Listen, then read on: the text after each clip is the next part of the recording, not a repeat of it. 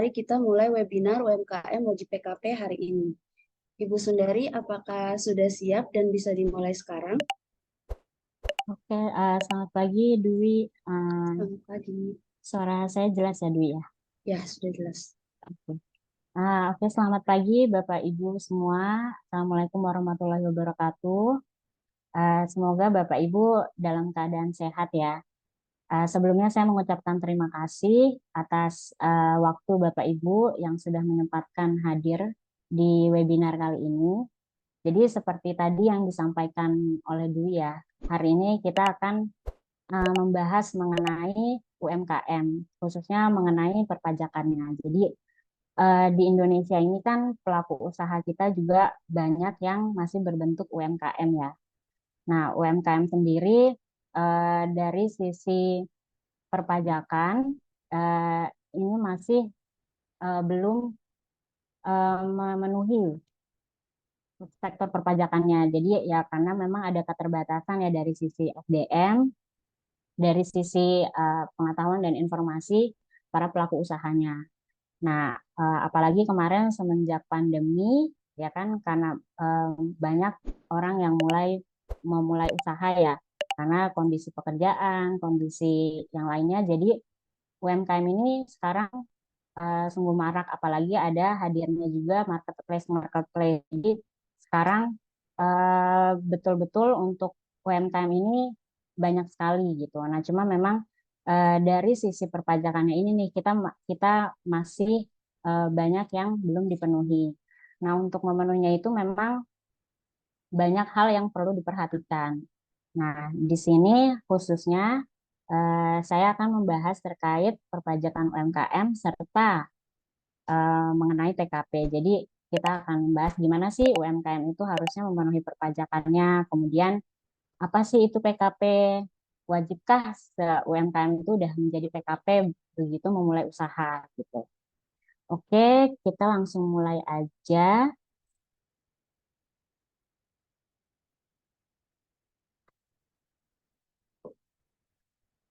Slide saya udah terlihat, Bu. Sudah, Bu Sundari. Oke, sudah ya. Oke, baik. Jadi pertama nih kita tahu dulu ya UMKM itu apa sih? Nah, UMKM itu kalau dari peraturan mengenai kemudahan dan perlindungan pemberdayaan UMKM sendiri itu sebenarnya terbagi dari tiga ya, ada mikro, kecil, dan menengah. Nah, itu perbedaannya itu dilihat dari kekayaannya serta omsetnya. Misalnya yang mikro itu kekayaannya itu di 1M, kemudian dengan omset yang sampai 2M. Kemudian kalau kecil itu yang di atas 1M kekayaannya dan omsetnya di 5M maksimal. Kemudian kalau menengah yang kekayaannya di atas 5M sampai dengan 10M. Dan untuk omsetnya itu di atas 15M sampai dengan 50M. Jadi sebenarnya UMKM ini kalau dari sisi yang lain itu dipecah lagi dari tiga. Tapi kalau dari sisi perpajakan, ini hanya ada satu, yaitu orang pribadi atau badan yang memiliki peredaran bruto tidak melebihi 4,8 miliar dalam 1 tahun pajak. Jadi mau berapapun nilai kekayaannya, tapi kita melihatnya dari sisi perpajakan itu hanya omsetnya aja. Jadi omsetnya maksimal di 4,8 M itu dia termasuk ke dalam kategori UMKM. Nah, kemudian eh, tadi dari sisi UMKM ini terbagi tadi kan sebelumnya yang saya bilang bahwa ada badan, ada juga orang pribadi. Nah, kalau badan itu bentuknya ada macam-macam, ada perseroan terbatas, CV, firma, koperasi. Nah, sekarang yang terbaru juga ada PT Perseorangan. Nah, itu semua bentuknya badan usaha. Kemudian kalau dari orang pribadi, ya udah nih orang pribadi aja yang melakukan usaha ya. Contoh misalnya orang pribadi bikin toko, bikin usaha makanan misalnya kayak gitu. Jadi ada terbagi dari dua ini. Jadi mau bagi badan usaha maupun orang pribadi itu tetap ada yang UMKM tadi selama omsetnya masih di bawah 4,8 miliar. Oke, kemudian, nah bagaimana sistem administrasinya nih? Jadi kalau badan usaha itu sudah wajib menjalankan pembukuan. Nah, pembukuan apa sih? Jadi pembukuan itu jadi kita sebagai pelaku usaha harus melakukan administrasi atas seluruh transaksi yang dilakukan. Jadi misalnya dicatat nih jual berapa, terus beli barangnya berapa, biaya-biayanya apa aja yang dikeluarkan. Misalnya ada biaya gaji karyawan, biaya iklan, terus biaya-biaya lain. Jadi kita susun pembukuannya. Terus kita catat semua transaksinya, rekeningnya yang ada di badan usaha, terus ada punya aset apa aja gitu. Itu dibikin pembukuan. Kemudian hasil akhirnya bentuknya itu biasanya neraca dan laba rugi. Jadi di situ ada laporan laba rugi yang nantinya ujungnya kita tahu nih perusahaan atau badan usaha ini, si PT atau CV ini punya labanya berapa sih gitu. Jadi untuk tahun tersebut ada laba yang kita ketahui. Namun kalau untuk orang pribadi, di sini orang pribadi itu bisa ada dua pilihan, boleh melakukan pembukuan dan boleh melakukan pencatatan. Nah, tadi pembukuan sama, berarti mau kalau misalnya memilih pembukuan tadi, jadi seluruh transaksi yang terkait penjualan, terkait usaha, itu kita susun laporan keuangannya dalam bentuk neraca dan laba rugi, gitu kan. Nah, nanti kelihatan juga berarti sama labanya berapa. Nah, ada yang boleh lagi untuk orang pribadi itu pencatatan. Nah, kalau pencatatan gimana? Pencatatan itu lebih mudah ya. Jadi sebenarnya dari sisi orang pribadi ini cukup mencatat berapa sih omsetnya gitu, berapa sih penjualannya. Penjualannya misalnya oh bulan Januari 50 juta, Februari 30 juta, terus dan seterusnya sampai Desember. Nah, jadi lebih ke ya mencatatnya lebih simpel ya. Kalau tadi kan kalau pembukuan itu semuanya termasuk bebannya, termasuk seluruh transaksi pokoknya. Tapi kalau pencatatan lebih ditekankan ke omsetnya aja. Itu perbedaannya. Jadi terus kalau badan udah pasti harus pembukuan, kalau orang pribadi boleh memilih pencatatan atau pembukuan. Nah, eh, yang boleh milih orang pribadi nih, cuman kapan boleh pilih pencatatan, kapan boleh milih pembukuan, itu tergantung dari omsetnya. Jadi kalau misalnya omsetnya sudah di atas 4,8 miliar, itu dia sudah wajib melakukan pembukuan. Tapi kalau misalnya omsetnya masih di bawah 4,8 miliar, itu boleh hanya melakukan pencatatan. Tapi kalau misalnya masih di bawah itu mau melakukan pembukuan, terserah, itu boleh. Itu bisa pilihan. Tapi kalau misalnya sudah melakukan pembukuan, oh di awal nih udah melakukan pembukuan nih untuk orang pribadi. Berikutnya, kayaknya ribet nih. Terus kita mau ganti pencatatan. Nah, itu nggak bisa. Jadi tetap harus konsisten. Kalau dari awal kita udah memilih pembukuan, seterusnya kita harus melakukan pembukuan. Jadi nggak mesti nggak boleh ganti-ganti gitu tahun ini pencatatan, tahun depan pembukuan, pencatatan. Nah, itu nggak bisa gitu. Oke, nah kemudian, nah sekarang berapa sih tarif pajak UMKM? Untuk saat ini tarif pajak UMKM itu adalah 0,5% dari peredaran usaha atau dari omset. Nah, jadi kita di sini untuk perpajakan UMKM nggak perlu nih melihat berapa labanya, posisinya gimana, tapi jadi bayar pajaknya cukup dari 0,5% dari peredaran usaha. Nah, ini sebelumnya juga sebenarnya sebelum 0,5% ini ada sebelum-sebelumnya itu tarif pajaknya itu mengikuti tarif umum. Jadi misalnya orang pribadi yang menggunakan tarif orang pribadi pasal 17. Nah, badan usaha juga mengikuti tarif badan usaha pasal 31E. Nah, cuma di tahun 2013 waktu itu pemerintah melakukan update tujuannya supaya memudahkan UMKM ya. Jadi biar gampang nih UMKM hitungnya, ya udah deh dibuat aja peraturan. Nah, dulu di 2013 awalnya itu 1% dari omset. Nah, cuma waktu itu 1% dari omset itu posisinya banyak yang tetap masih nggak maksimal. Udah gitu posisinya 1% itu nggak ada batasan waktu. Jadi wajib pajak pokoknya tarif 1%. Terus kalau misalnya omsetnya tiba-tiba naik nih dari 4,8 misalnya jadi 4,9. Pas 4,9 itu nggak pakai tarif UMKM. Nah, kemudian begitu tahun depannya ternyata turun. Nah, pas turun jadi di bawah 4,8 lagi itu dia pakai tarif UMKM lagi gitu. Jadi kita berubah-berubah gitu posisinya. Nanti misalnya tahun 2014 omsetnya masih di bawah 4,8 pakai 1%. Terus 2015 waktu itu oh ternyata ada kenaikan nih, ternyata ada ini ada mungkin ada penjualannya lagi laris nih. Jadi ternyata melebihi itu dari 4,8. Berarti pakai tarif umum. Terus ternyata tahun berikutnya turun lagi. Pas turun lagi jadi pakai tarif UMKM lagi yang 1% gitu. Itu dari 2013 sampai dengan terakhir di 2018. Di 2017. Nah, pas 2018 ada update peraturan dari pemerintah lagi. Sekarang tarifnya diturunin jadi 0,5% gitu. Nah, 0,5% ini berlaku sampai sekarang. Jadi tetap dari omset.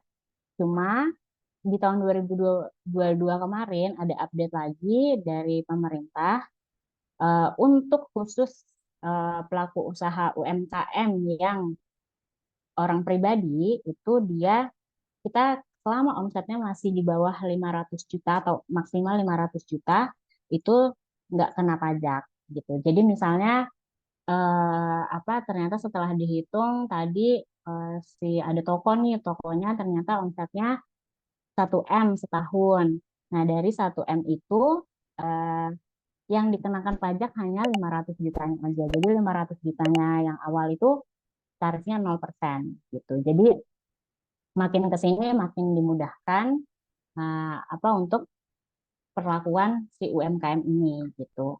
Jadi tadi kalau misalnya kita bikin pembukuan, kan sebelumnya tadi kita bikin pembukuan, kita tahu laba ruginya berapa, tapi untuk menghitung pajaknya jadi mau untungnya besar ataupun mau rugi, ya kita bayar pajaknya cuma dari 0,5% ini. Jadi nggak perlu ngitung lagi berapa eh, lapisnya gitu kan kalau yang pribadi gitu. Tapi kalau misalnya omsetnya masih di bawah 4,8 ini, udah pokoknya kita pemerintah itu menerapkan tarifnya 0,5% dari peredaran usaha. Udah, jadi dilihatnya dari omsetnya aja. Makanya tadi untuk orang pribadi boleh melakukan pencatatan, yang penting dicatat itu hanyalah omsetnya karena untuk menghitung pajaknya ini. Tuh. Oke, nah mungkin selanjutnya ada apa itu PKP ya. Nah, tadi kan seperti yang di awal ya UMKM wajib PKP. Nah, sebelum tahu apa itu UMKM wajib PKP nggak sih? Kita cari tahu dulu nih PKP itu apa. Nah, PKP itu merupakan pengusaha kena pajak ya. Jadi di sini ada status di perpajakan yang kalau kita sudah menjadi pengusaha kena pajak, kita harus memungut PPN atas seluruh penjualan dan jasa yang dilakukan. Gitu. Jadi eh, secara gampangnya istilah PKP itu berarti kalau sudah menjadi PKP, pokoknya semua penjualan kita harus up 11% untuk memungut PPN-nya. Dan berarti kalau misalnya udah jadi PKP itu, PPN-nya itu ya kita harus membuat faktur pajak, melaporkan setiap bulan atas penjualannya gitu. Kalau kalau waktu belum jadi PKP kan tadi misalnya cuma lapor SPT tahunan ya, omsetnya tuh kita nggak ada pelaporan lagi di mana-mana. Tapi begitu jadi PKP, nah di sini setiap bulan selain waktu jualnya harus memungut PPN 11%, kita juga harus melaporkan penjualan kita setiap bulan itu tadi dengan SPT PPN. Nah, jadi ada administrasi-administrasi lain yang harus dipenuhi gitu ya. Tadi bikin faktur pajak, lapor setiap bulan, omset berapa, yang disetor PPN-nya berapa gitu. Nah, di sini ada tambahan administrasi seperti itu untuk menjadi PKP. Oke. Nah, untuk PKP ini sebenarnya adalah pilihan buat si UMKM.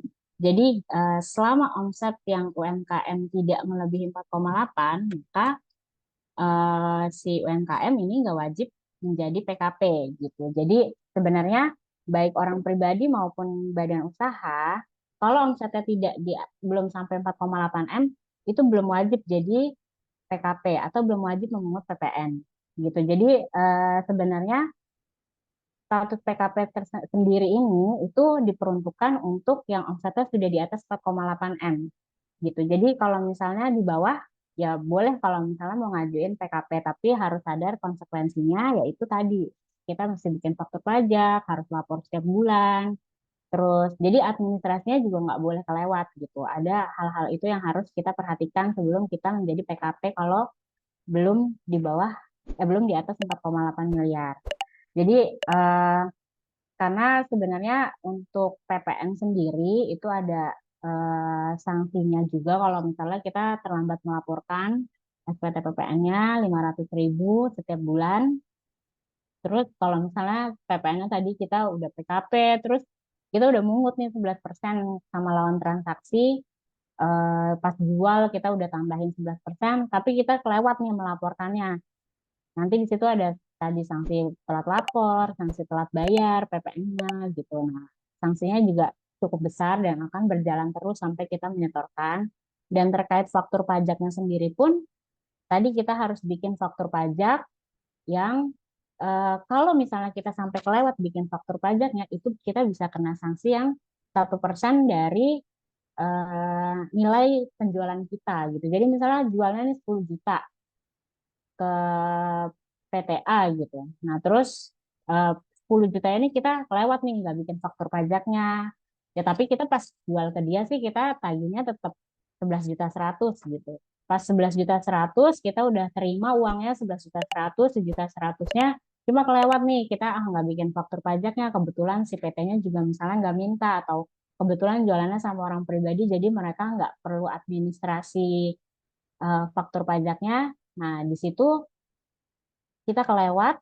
Nah, begitu kita kelewat, itu ada sanksi-sanksi yang akan menunggu kita berikutnya gitu. Di situ ada 1% dari DPP, karena kita terlambat menerbitkan faktur, DPP-nya itu tadi 10 juta, jadi 1% dari 10 juta. Kemudian telat menyetorkan si 1.100.000-nya, dan satu lagi telat melaporkan SPT PPN-nya 500.000 gitu. Jadi sebenarnya ini untuk memungut PPN sendiri bagi UMKM itu nggak wajib gitu. Jadi itu pilihan bagi WP, terserah WP. Cuma kalau udah omsetnya di atas 4,8 M itu aja yang udah wajib gitu. Itu udah bukan pilihan lagi, udah mau nggak mau udah harus ngajuin PKP gitu. Tapi kalau tadi masih di bawah, ya udah itu kita masih bisa milih. Nah, mungkin akan ada kondisi-kondisi di mana si PKP ini apa namanya mungkin kita jualannya tuh ke wajib pajak yang kadang perusahaan besar yang mewajibkan kita tuh untuk menjadi PKP gitu. Jadi mereka maunya tuh beli cuma dari orang yang bisa buka faktur aja, bisa buka faktur pajak yang nantinya harus ada faktur pajaknya. Nah, mungkin akan ada pilihan WP yang memilih menjadi PKP karena alasan-alasan tersebut. Tapi kalau misalnya belum ada suatu keharusan, ya tadi kita masih bisa milih sih mau jadi PKP atau enggak. Nah, ini perbedaannya. Jadi, kalau kita menjadi PKP dan bukan PKP ya.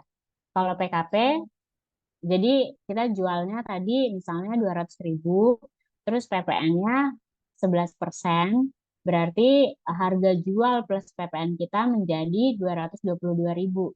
Jadi ini yang harus kita tagih kepada customer, 222.000. Jadi nggak bisa lagi nih kita jualnya cuma 200.000 begitu jadi PKP gitu. Jadi udah harus kita tambahin si 11%-nya. Nah, kemudian karena kita menagih 222.000, kita akan terima 222.000-nya dan atas PPN-nya yang 11%, 22.000-nya ini kita harus setorkan ke kas negara gitu. Ini menjadi setoran kita. Jadi sebenarnya si PPN-nya ini adalah yang dibayar oleh customer gitu. Karena kan apa namanya si konsep PPN ini adalah pajak yang dikenakan kepada pengguna akhir ya. Nah, dalam ini apa kita tuh kan jual ke pelanggan, nanti pelanggan itu yang akan bayar PPN 11%. Nah, sebenarnya tuh kita sebagai penjual, kita cuma dititipkan uangnya aja. Jadi begitu kita terima 222.000, ya 22.000-nya yang kita setor ke pajak, 200.000-nya yang menjadi penjualan perusahaan perusahaan gitu. Nah, ini kalau non PKP sama ya, berarti tetap seperti awal, misalnya jualnya 200.000, ya harga jualnya tetap 200.000, kita terima 200.000, nggak ada yang perlu disetorkan. Jadi kelihatan ya bedanya di sini ada sih 22.000-nya. Nah, 22.000-nya ini yang nanti harus kita setor. Karena ini ya secara apa tanda kutip ya ini titipan customer untuk bayar pajaknya gitu. Jadi apa dananya ini yang harus kita setorin lagi ke pajak. Oke, kemudian, hmm, nah selain memungut PPN dari penjualan, kita juga bisa mengkreditkan PPN yang diterima dari pembelian. Nah, jadi apa sih maksudnya nih mengkreditkan? Jadi kan kalau kita jualan, pasti kita ada belinya juga nih. Mungkin kita beli beli barang, kita jualan pensil. Nah, nanti kita juga kan pasti beli pensilnya dulu. Waktu kita jual, kita sudah menjadi PKP, kita akan pungut PPN-nya. Tadi contohnya yang 200.000 tadi. Kita akan pungut PPN-nya 22.000. Tapi waktu kita beli, kan misalnya kita beli harganya 190.000. Nah, pas beli 190.000 itu sama si apa supplier, kita juga ternyata disuruh bayar PPN nih. Nah, PPN PPN yang kita terima dari supplier itu bisa mengurangi apa PPN yang harus kita setor ke negara. Jadi contohnya ini, tadi misalnya kita keluarannya 100.000, ini yang kita tagih ke customer ya tadi, titipan customer, kita bayar PPN nih 100.000, customer setor ke kita 100.000, tapi di satu sisi kita juga udah bayar nih sama supplier 80 gitu. Jadi kan sebenarnya waktu kita terima 100.000, kita juga ada bayar ke sana. Nah, sebenarnya sisanya aja nih yang kita setorkan ke negara gitu. Jadi si 80-nya ini, maksud mengkreditkan ini boleh menjadi pengurang setoran pajak keluaran kita. Pajak penjualan yang sudah kita pungut dari customer. Jadi tinggal 20 gitu. Nah, di sini apa namanya? Kalau misalnya ada PPN masukan, makanya kita langsung pakai itu buat sebagai pengurangnya. Jadi yang disetor nanti ke negara nggak 100 lagi, tapi udah sisanya aja 20. Nah, sekarang kalau UMKM itu memilih menjadi PKP, apakah bisa tetap menggunakan pajak UMKM? Nah, jadi tadi kan UMKM pilihannya ya mereka masih boleh pilih ya mau jadi PKP atau enggak. Tapi begitu jadi PKP, apakah lantas udah nggak menjadi UMKM lagi? Terus ngitung pajaknya apakah masih boleh dari 0,5% lagi? Gitu. Jadi di sini pajak UMKM itu nggak sama sama PPN. Nah di sini tadi kan jadi kalau pajak UMKM itu adalah 0,5% dari omset. Nah 0, siapa sih yang boleh memakai 0,5% tadi yang omsetnya masih di bawah 4,8 miliar. Nah, kemudian kalau PPN memang sama nih ada batasan 4,8 miliar sama 4,8 miliar. Tapi kalau PPN ini kan yang wajib memungut 11% itu adalah yang omsetnya di atas 4,8 miliar. Nah, jadi tadi tapi sifatnya PPN ini kan boleh pilih ya kalau misalnya omset kita masih di bawah. Nah, kita udah memilih nih jadi PKP, tapi kan omset kita tetap di bawah 4,8 miliar. Jadi sebenarnya pajak UMKM ini kita masih boleh pakai gitu. Jadi si 0,5% ini kita tetap setornya 0,5%, 0,5% dari omset.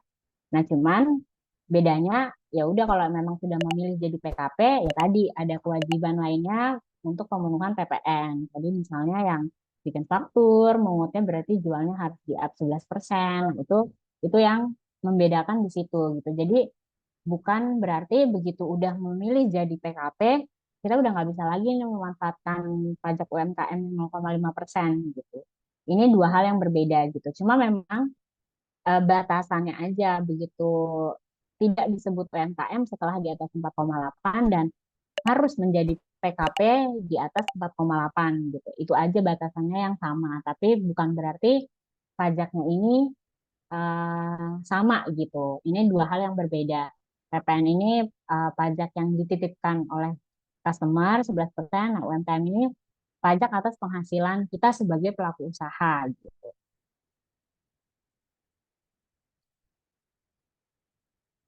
Nah, di sini eh, seperti yang sebelum tadi saya bilang, berarti tarif 0,5% ini selama belum melebihi 4,8 miliar, itu belum melewati dan belum melewati batas waktu, kita apa tetap bisa menggunakan si 0,5% ini.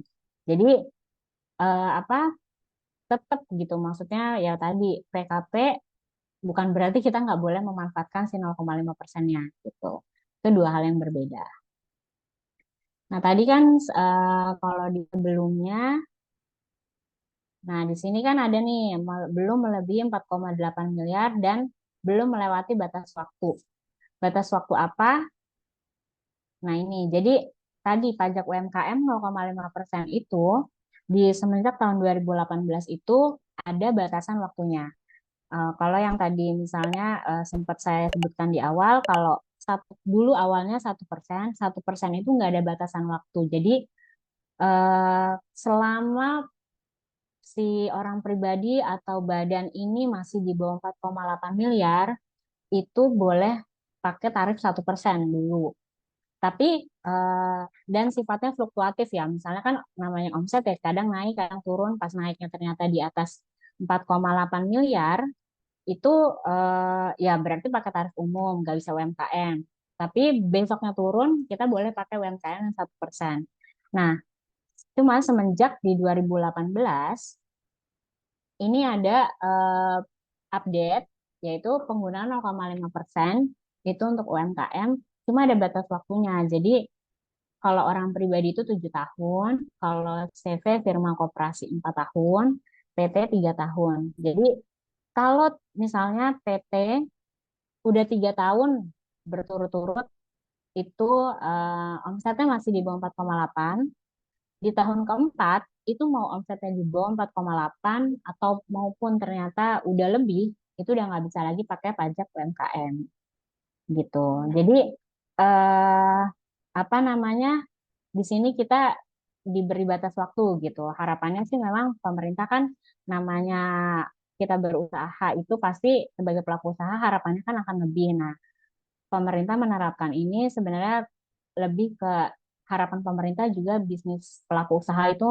meningkat di waktu-waktu ini gitu. Jadi semoga di setelah tahun awal-awal pembuatan usaha ya pasti kan omsetnya masih di bawah dulu. Nah, kemudian baru nanti mungkin setelah ini akan naik gitu ya. Jadi makanya ditetapkan batas waktu ini. Nah, di sini batas waktunya juga ada ketentuannya lagi ya. Jadi kalau untuk WP yang berdiri sebelum 2018, dihitung sejak 2018. Jadi misalnya orang pribadi atau badan usaha udah punya NPWP dari tahun 2017 nih. Nah, itu hitungnya dari mana? Dari 2018. Jadi misalnya PT 17 tadi berdiri berarti 18, 19, 20. Pas tahun 2021 kemarin eh, mereka udah nggak boleh lagi pakai pajak UMKM gitu. Untuk orang pribadi berarti misalnya tadi udah punya NPWP dari tahun yang lama, misalnya 2005 gitu udah punya NPWP. Dihitungnya dari 2018 berarti 18, 19, 20, 21, 22, 23, 24. Nah, terakhir di 2024 WP orang pribadi ini boleh menggunakan pajak UMKM. Nah, nanti di 2025 itu udah nggak bisa lagi pakai pajak UMKM gitu. Jadi dihitung sejak kita memiliki NPWP. Nah, gimana untuk yang NPWP-nya setelah 2018? Dihitung sejak kita punya NPWP. Jadi misalnya kalau badan usaha nih baru berdiri di 2022 kemarin. Nah, badan usahanya misalnya PT. Nah, PT ini boleh pakai tarif UMKM karena dia 2022 berarti 2022, 2023, 2024. Ini sampai 2024 ini eh, dia nanti 2024 tahun depan itu masih boleh pakai tarif UMKM. Setelah itu sudah menggunakan tarif umum gitu. Jadi ada pembatasan seperti itu. Nah, mungkin akan ada juga nih pertanyaan bagi orang pribadi ya. Kalau misalnya ternyata sebenarnya buka bikin NPWP-nya udah lama, tapi waktu itu posisinya sebagai pegawai. Terus sekarang nih baru mau jadi apa? Saya baru mau berusaha nih, baru mau bikin usaha kecil-kecilan gitu. Saya boleh nggak pakai tarif UMKM? Nah, itu dihitungnya tetap sejak NPWP-nya ada gitu. Jadi misalnya tadi baru bikin NPWP tahun 2020, terus bikin NPWP 2020, waktu itu statusnya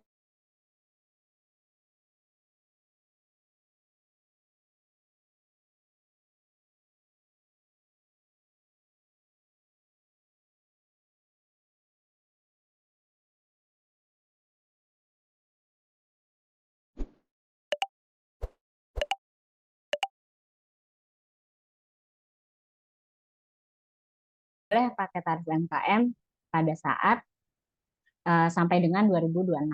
Nah, di 2027 udah harus menggunakan tarif umum gitu. Jadi ada batasan ini yang perlu diketahui ya.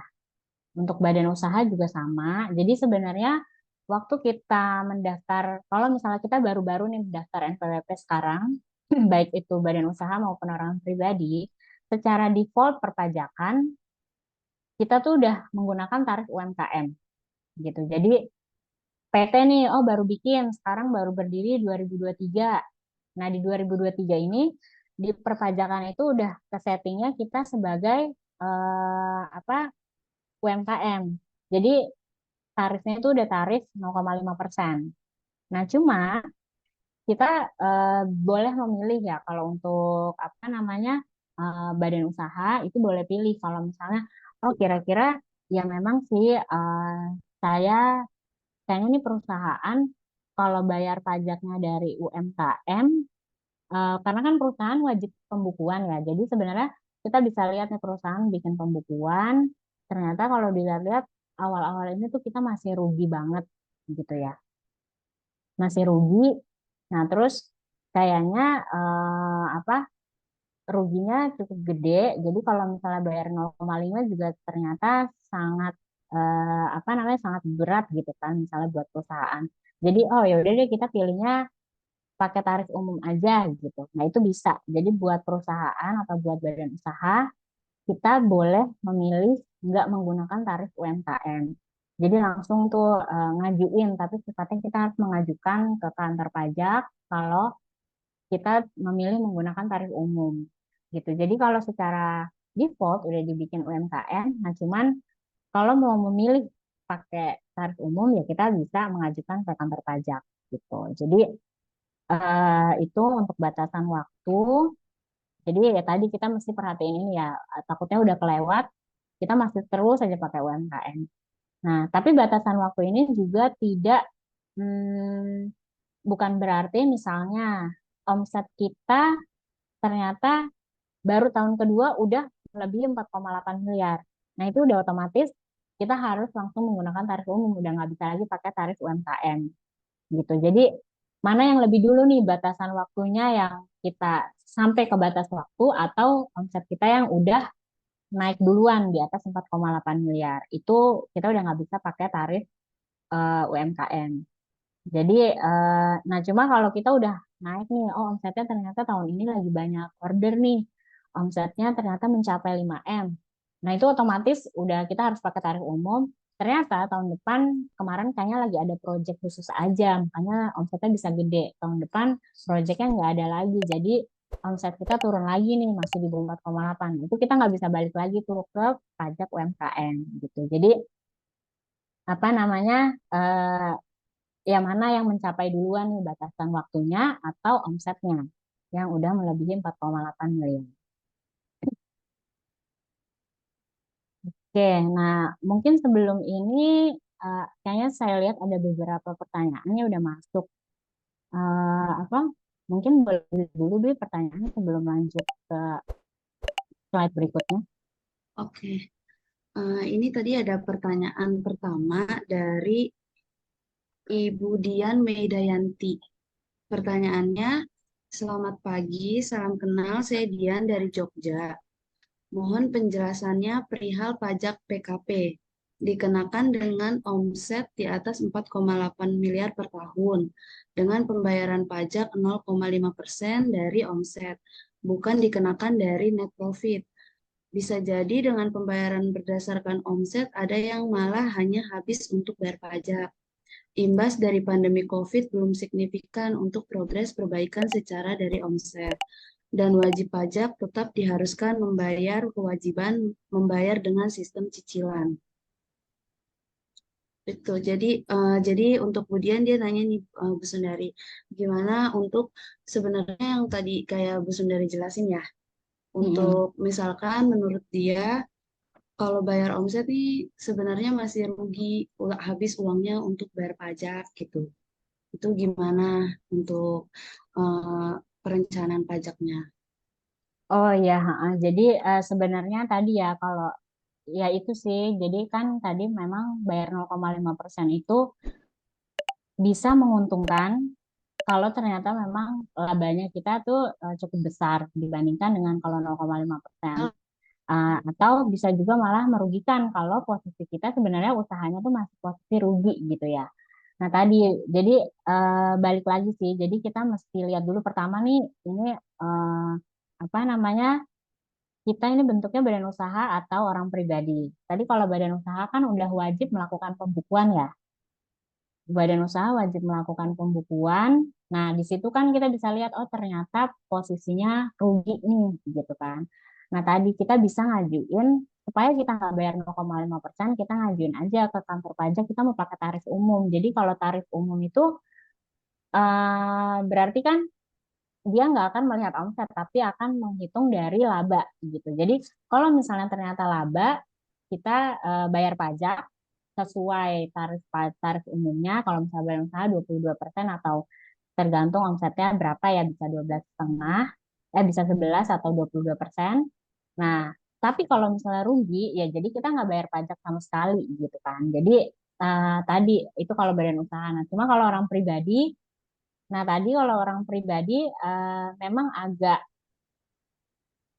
susah ya, karena kalau orang pribadi itu kan posisinya tadi boleh pilih mau pembukuan atau mau pencatatan. Kalau pencatatan udah pasti si pajak akan menganggap kita untung karena tadi dia nerapin pajaknya 0,5%. Tapi kalau kita mau melakukan pembukuan, kita juga bisa apa namanya ngajuin kalau kita oh ya udah kita mau pembukuan aja nanti itunya pakai tarif umum gitu. Jadi ya tadi sih makanya di sini si tarif UMKM tujuannya sebagai kemudahan karena kan rata-rata pelaku usaha UMKM itu eh, mungkin ya SDM-nya masih kurang untuk administrasi perpajakan. Jadi dibuat mudahnya aja udah 0,5% dari omset gitu. Tapi kalau ternyata kita bisa memenuhi yang oh kita bikin pembukuan aja deh gitu biar bisa kelihatan. Toh bayar pajaknya juga sebenarnya harusnya nih bayar pajaknya lebih kecil dari 0,5%. Itu malah sebenarnya kita masih rugi. Kita nggak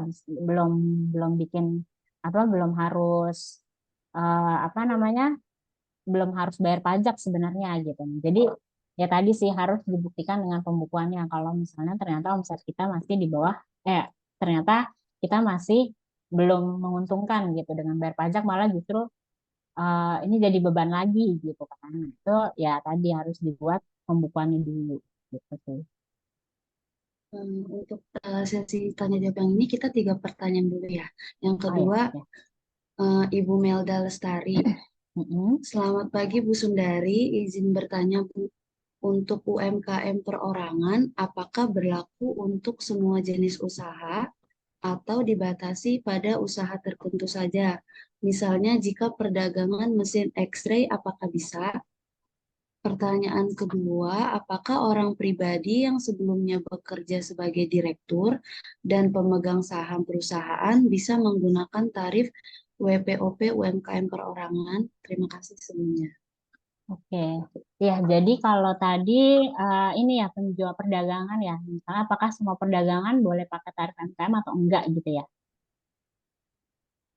Kalau misalnya untuk dagang itu semuanya bisa pakai tarif UMKM. Jadi mau jualan apapun selama omsetnya masih di bawah 4,8 miliar dan masih di batas waktunya itu kita bisa pakai UMKM.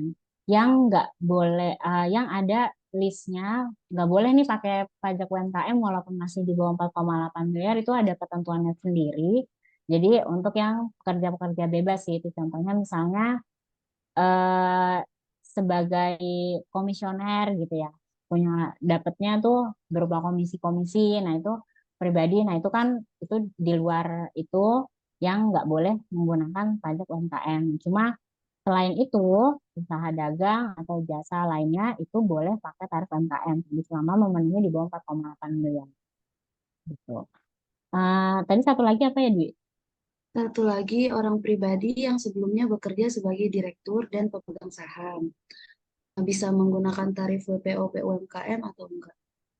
Oh, berarti sebelumnya sebagai pegawai dan direktur gitu ya, ada saham mungkin. Nah, cuman sekarang menjadi punya usaha gitu ya. Iya. Nah, kalau itu jadi boleh pakai tarif UMKM. Jadi langsung bisa pakai tarif UMKM tadi selama belum memenuhi melewati batas waktu lagi. Jadi kayak tadi misalnya 2018 apa namanya NPWP-nya kan sebelum ya 2018. NPWP sebelum 2018 itu eh, ini dihitungnya orang pribadi 7 tahun. Berarti kan terakhir 2024. Oh sekarang nih baru bikin usahanya. Sebelumnya dia pegawai. Nah ini boleh pakai UMKM tapi maksimal sampai tahun 2024 aja. Gitu. Tapi kalau MPP di atas itu ya nanti bisa dihitung maksimal 7 tahunnya kapan. Cuma mungkin perlu diperhatikan kalau awalnya kan sebagai pegawai. Di pajak itu pasti tercatatnya pekerjaannya juga pegawai gitu misalnya. Atau pekerjaan yang lain lah. Nanti itu kita mesti ajukan perubahan data dulu di DJP online-nya. Gitu. Kalau kita nih berubah nih sekarang bukan pegawai lagi nih, tapi menjadi usaha gitu. Atau kalaupun ternyata tetap sebagai pegawai dari sebagai direktur terus dapat 1721A1 masih berjalan sampai sekarang, tapi di satu titik oh sekarang saya buka usaha baru nih, bikin usaha. Nah, ini tetap harus ada perubahan di DJP online-nya, di akunnya itu kalau sekarang eh, ada ini juga nih, ada usaha gitu. Jadi adakan perubahan itu, tapi kalau secara tarif UMKM-nya tetap bisa langsung dipakai gitu. Cuman perubahan administrasinya aja perlu dilakukan gitu. Karena kalau administrasinya nggak dilakukan, nggak diubah, kalau nggak salah itu di DJP online, jadi kita nggak bisa si 0,5%-nya itu gitu. Oke, Gitu berarti ya, Dul. untuk pertanyaan Bu Imelda tadi, untuk yang perorangan itu berlaku untuk usaha dagang, kecuali yang melakukan pekerjaan bebas ya, Iya, NPWP-nya. betul. Mm-mm. Nah, untuk yang dari pegawai menjadi UMKM paling itu boleh, tapi harus melakukan perubahan data juga di DJP supaya bisa keluar permintaan SK PP 23 atau PP 55-nya ya sekarang. Iya, betul. Jadi kita ajuin apa perubahan administrasinya dulu kalau sekarang ada usaha juga gitu ya. Ya, oke. Untuk pertanyaan selanjutnya ini sebelum lanjut ke materi selanjutnya ada Pak Aji. Izin bertanya Bu, saya adalah UMKM penjualan makanan balita yang meliputi penjualan bahan mentah dan siap makan, yang setiap hari ada transaksi di setiap outlet. Di samping ada juga jualan bahan mentah kepada mitra. Bagaimana pencatatan transaksi penjualan di e-faktur jika omset sudah di atas 4,8 miliar? terkait dengan istilah digunggung dan tidak digunggung. Oke. Oke, jadi ini ya, jadi penjualannya sebenarnya ada yang di outlet, berarti langsung ya ke customer umum ya, ada tokonya gitu.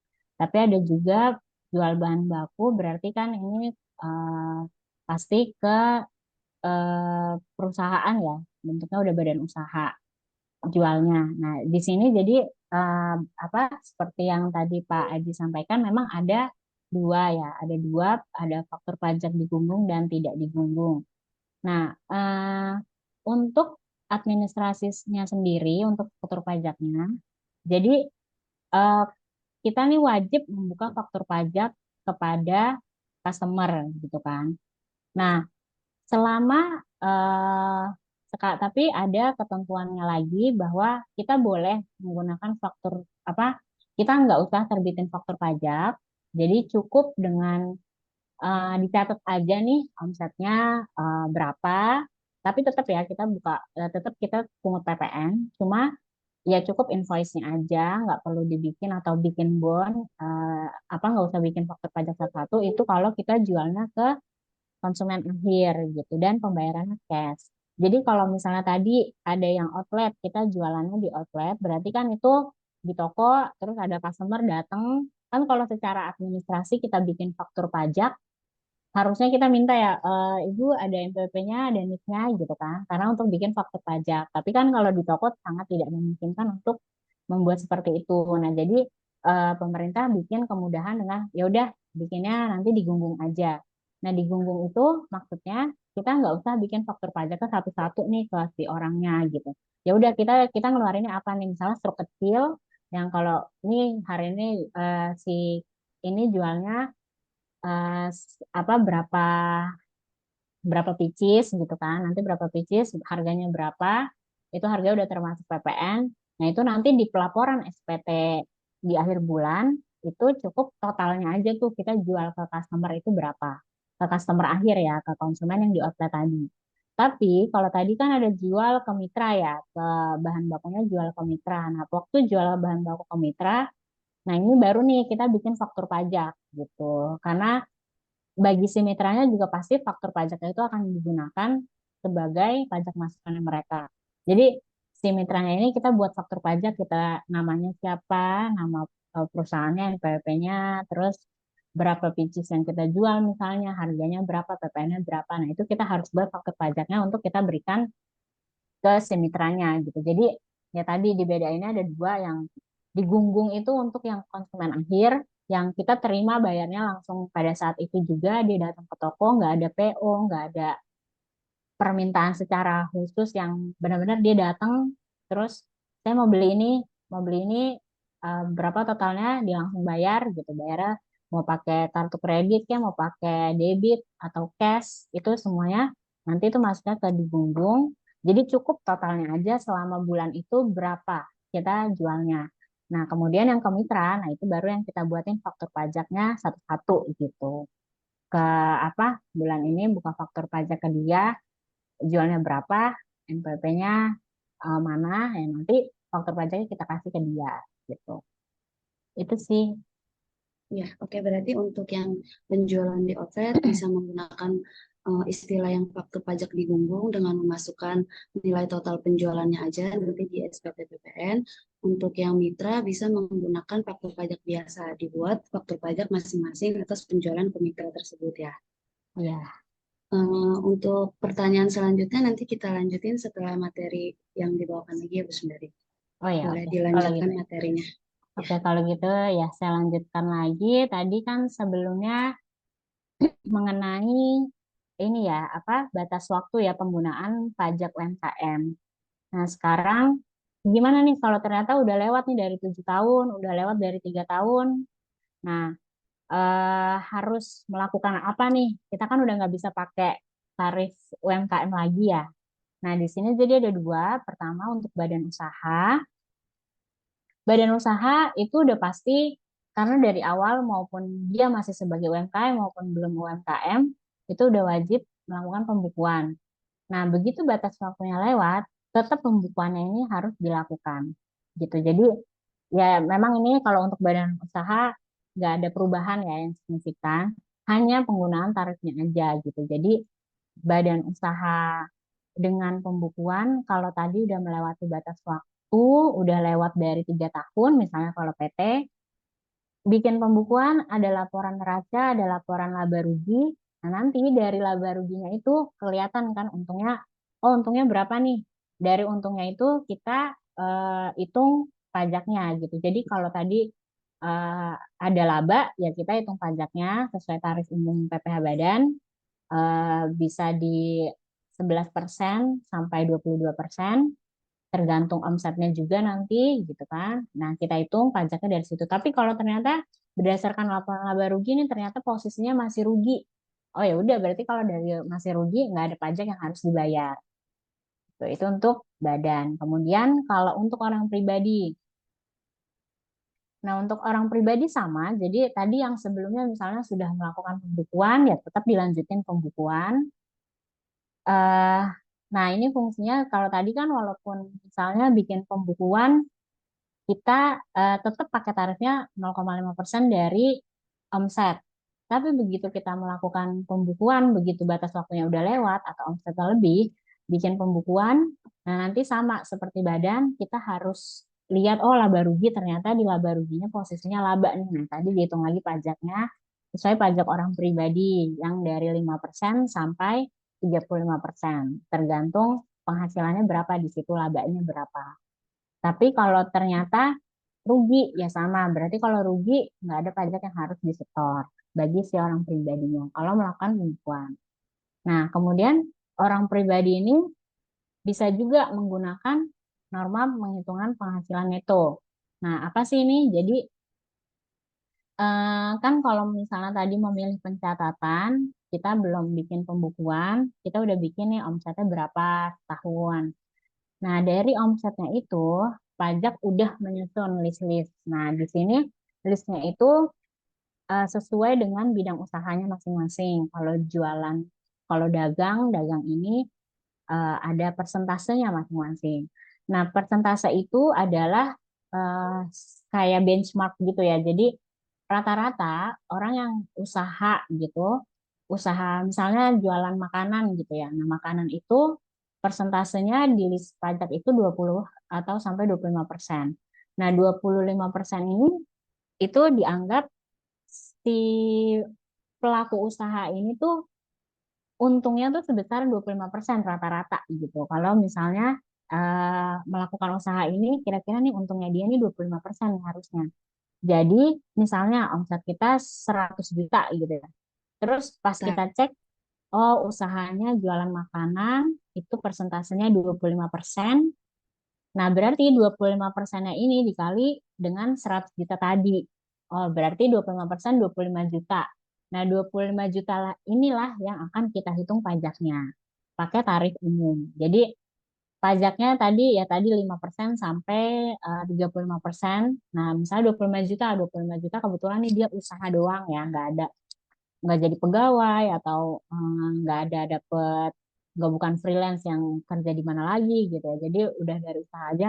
Oh 25 juta dikali tarifnya gitu. Nanti dihitung dikurang PTKP dulu, dikurang apa? Dikurang PTKP dulu, baru nanti dikali tarif 25 juta. Oh masih di bawah PTKP kita ya, misalnya 54 juta kalau dia belum nikah gitu kan. Oh masih belum kena pajak gitu. Atau ya tadi jadi pokoknya kita hitungnya dari omset-omset yang kita catat sebelumnya, kita nanti kali dulu nih persentase sesuai list yang dari pajak normal apa penghasilan netonya berapa persen sih seharusnya gitu. Jadi di situ tuh benchmark usaha-usaha yang kira-kira keuntungannya berapa persen gitu. Jadi kalau realnya ternyata rugi, ya pokoknya pajak melihatnya kalau kamu menggunakan norma penghitungan penghasilan neto berarti dianggap untunglah sekian persen itu. Nah, dari sekian persen itulah itu yang dianggap sebagai penghasilan si orang pribadinya. Jadi yang 80%-nya, yang 70%-nya itu dianggap beban-beban yang dikeluarkan untuk usaha ini gitu. Karena kan ya tadi karena kita nggak melakukan pembukuan, ya pajak juga kan nggak tahu ya sebenarnya ini untung atau rugi, makanya mereka bikin persentase benchmark itu supaya oh ya kira-kira rata-rata sekian persen lah dari omset nih kalau usaha ini gitu. Jadi ada dua pilihan ini nih untuk orang pribadi. Nah, makanya jadi kan tadi sebenarnya memang lebih apa ya, lebih akurat itu kalau kita melakukan pembukuan ya.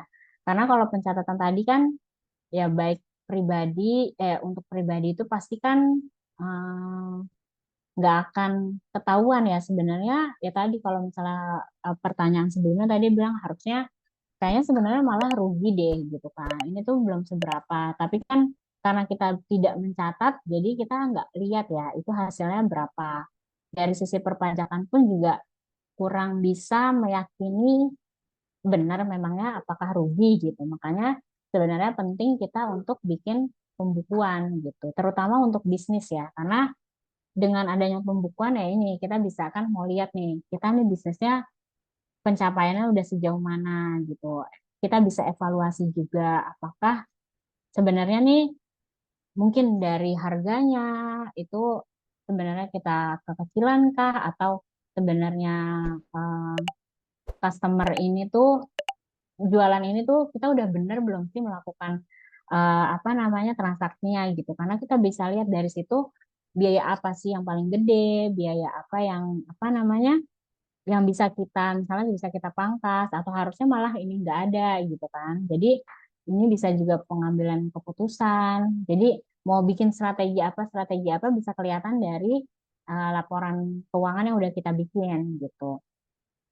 Terus kita juga bisa lihat kewajiban pajaknya apa aja nih yang kita harus lakukan. Tadi kalau misalnya kita bikin apa namanya cuma catat omset kan masih bisa terlewat ya. Sebenarnya mungkin kita catatnya ada kita lihatnya nih yang bayar cash-cash aja ternyata ada yang transfer. Nah, tadi karena kita nggak melakukan penipuan kita ngeliatnya cuma dari satu sisi ternyata dari uang masuk di rekening ada lagi jadi kita nggak bisa lihat nih oh ternyata harusnya kita ada bayar pajak lagi dari situ gitu kan. Nah, jadi banyak yang bisa kita jadinya miss gitu kalau kita nggak bikin pembukuan.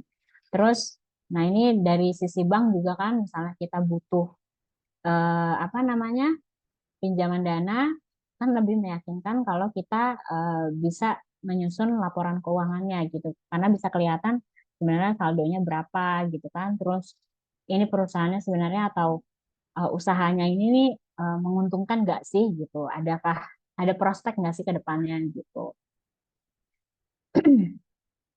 Nah ini pembukuan nah sekarang kan mungkin kalau pembukuan itu eh, paling gampang pakai aplikasi gitu ya. Nah, jadi aplikasi memudahkan ya sekarang. Kalau dulu kan mungkin bikin pembukuan, menyusun narasi sama laba rugi itu harus kayak kita catet gitu kan. Kalau sekarang kan banyak nih aplikasi-aplikasi. Nah, ini sih yang lumayan udah banyak di pasaran yang sangat apa familiar.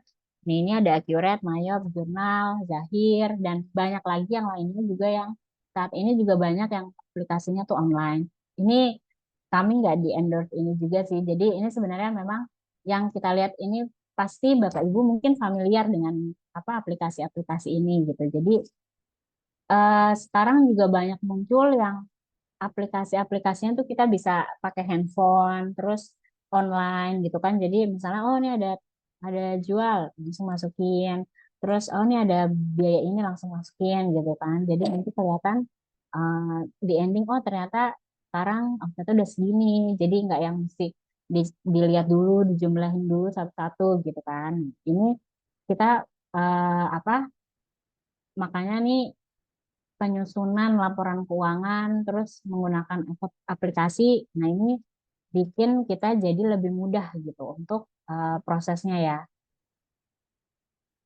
Nah, ini contoh ya, misalnya laporan kita tadi udah bikin pembukuan, terus kita mau lihat hasilnya gitu kan. Nah, di sini bisa kelihatan contohnya misalnya, oh si perusahaan ini penjualannya ternyata setahun ini 300 juta, modalnya itu 107 nih, ya laba kotornya 200 juta gitu. Kemudian ada biaya-biaya operasional, ada karyawan, terus ada biaya-biaya lain-lain. ternyata di ending eh, perusahaan ini labanya 27 juta. Nah, ini di sini kita bisa lihat kan jadinya karena kan kadang pelaku usaha itu lebih ke cuma marginnya aja ya, cuma di sini nih ngitungnya, pokoknya nih di up 20% udah untung lah. Tapi kita nggak tahu nih kalau ternyata waktu jualan 20% ini, kita up 20% ini sebenarnya ada biaya-biaya yang kita keluarkan gitu kan. Nah, kalau kita nggak nyusun pembukuan, kita nggak akan tahu. Kita nggak mah cuma, oh untung nih 200 juta. Padahal sebenarnya ada biaya-biaya lain yang kita udah keluarin. Sebenarnya untungnya tuh cuma 27 juta gitu. Nah, ini yang karena kan pelaku bisnis pasti awalnya melihatnya dari harga modal dulu, kayak maksudnya belum secara akurat melihat ada biaya-biaya di bawahnya itu ada apa lagi sih gitu. Nah, ini makanya kita bisa lihat dari sini, oh ini ternyata untungnya cuma 27 juta nih. Kita bisa melakukan apa ya? Misalnya, oh apakah marginnya sebenarnya di sini harus bisa masih bisa ditambahin atau ternyata nih di sini ada gaji-gaji yang kayaknya harusnya bisa deh nggak ada gitu. Atau mungkin ini ada biaya sewa atau biaya yang lainnya 51 juta ini apa ya yang harusnya tuh mungkin sebenarnya nggak perlu ada gitu kan. Itu kita bisa melakukan evaluasi-evaluasi dari laporan laba rugi kita ini gitu. Nah, ini kemudian ini bentuk neraca ya. Jadi neraca ini melihat harta dan kewajiban si perusahaan atau apa pelaku usaha ya. Jadi kalau tadi sebelumnya misalnya ini laba 27 juta 300, kemudian di sini oh nih di sini munculnya 27 juta 300. Nah, di sini ini tahun ini nih 2020. Terus di sebelum-sebelumnya dari kita mulai usaha sampai tahun lalu atau di sini 2019, oh kita ternyata udah laba nih totalnya 299 juta nih dari kita awal mulai sampai tahun lalu gitu. Modalnya awalnya 100 juta, jadi bisa kelihatan. Terus nih ada saldonya sekarang di rekening dan uang tunai totalnya 170 juta. Kok bisa nih kelihatan kalau ternyata selama ini tadi kita ada jual di sini jual 300 juta, tapi ternyata dari 300 juta itu sebagian besar posisinya masih berbentuk piutang gitu. Jadi sebenarnya customer kita bayarnya ada tempo. Nah, temponya ini nih kita bisa lihat, oh ini ternyata mayoritas bayarnya masih pada tempo ya gitu kan.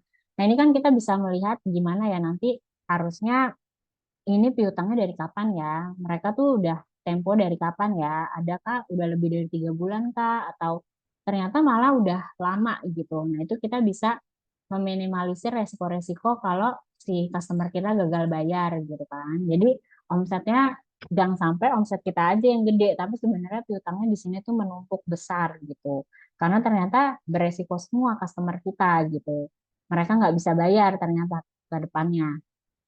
Jadi dengan adanya laporan ini tuh kita bisa lihat uh, resiko-resiko yang seperti itu atau resiko yang mungkin muncul gitu kan. Mau beli aset, kita bisa lihat oh saldo kasnya berapa sih sekarang atau bisa apa ini ada utang juga misalnya oh kita ternyata masih punya utang sama supplier sekian. Nah, ini kita bisa melakukan evaluasi dari laporan-laporan ini.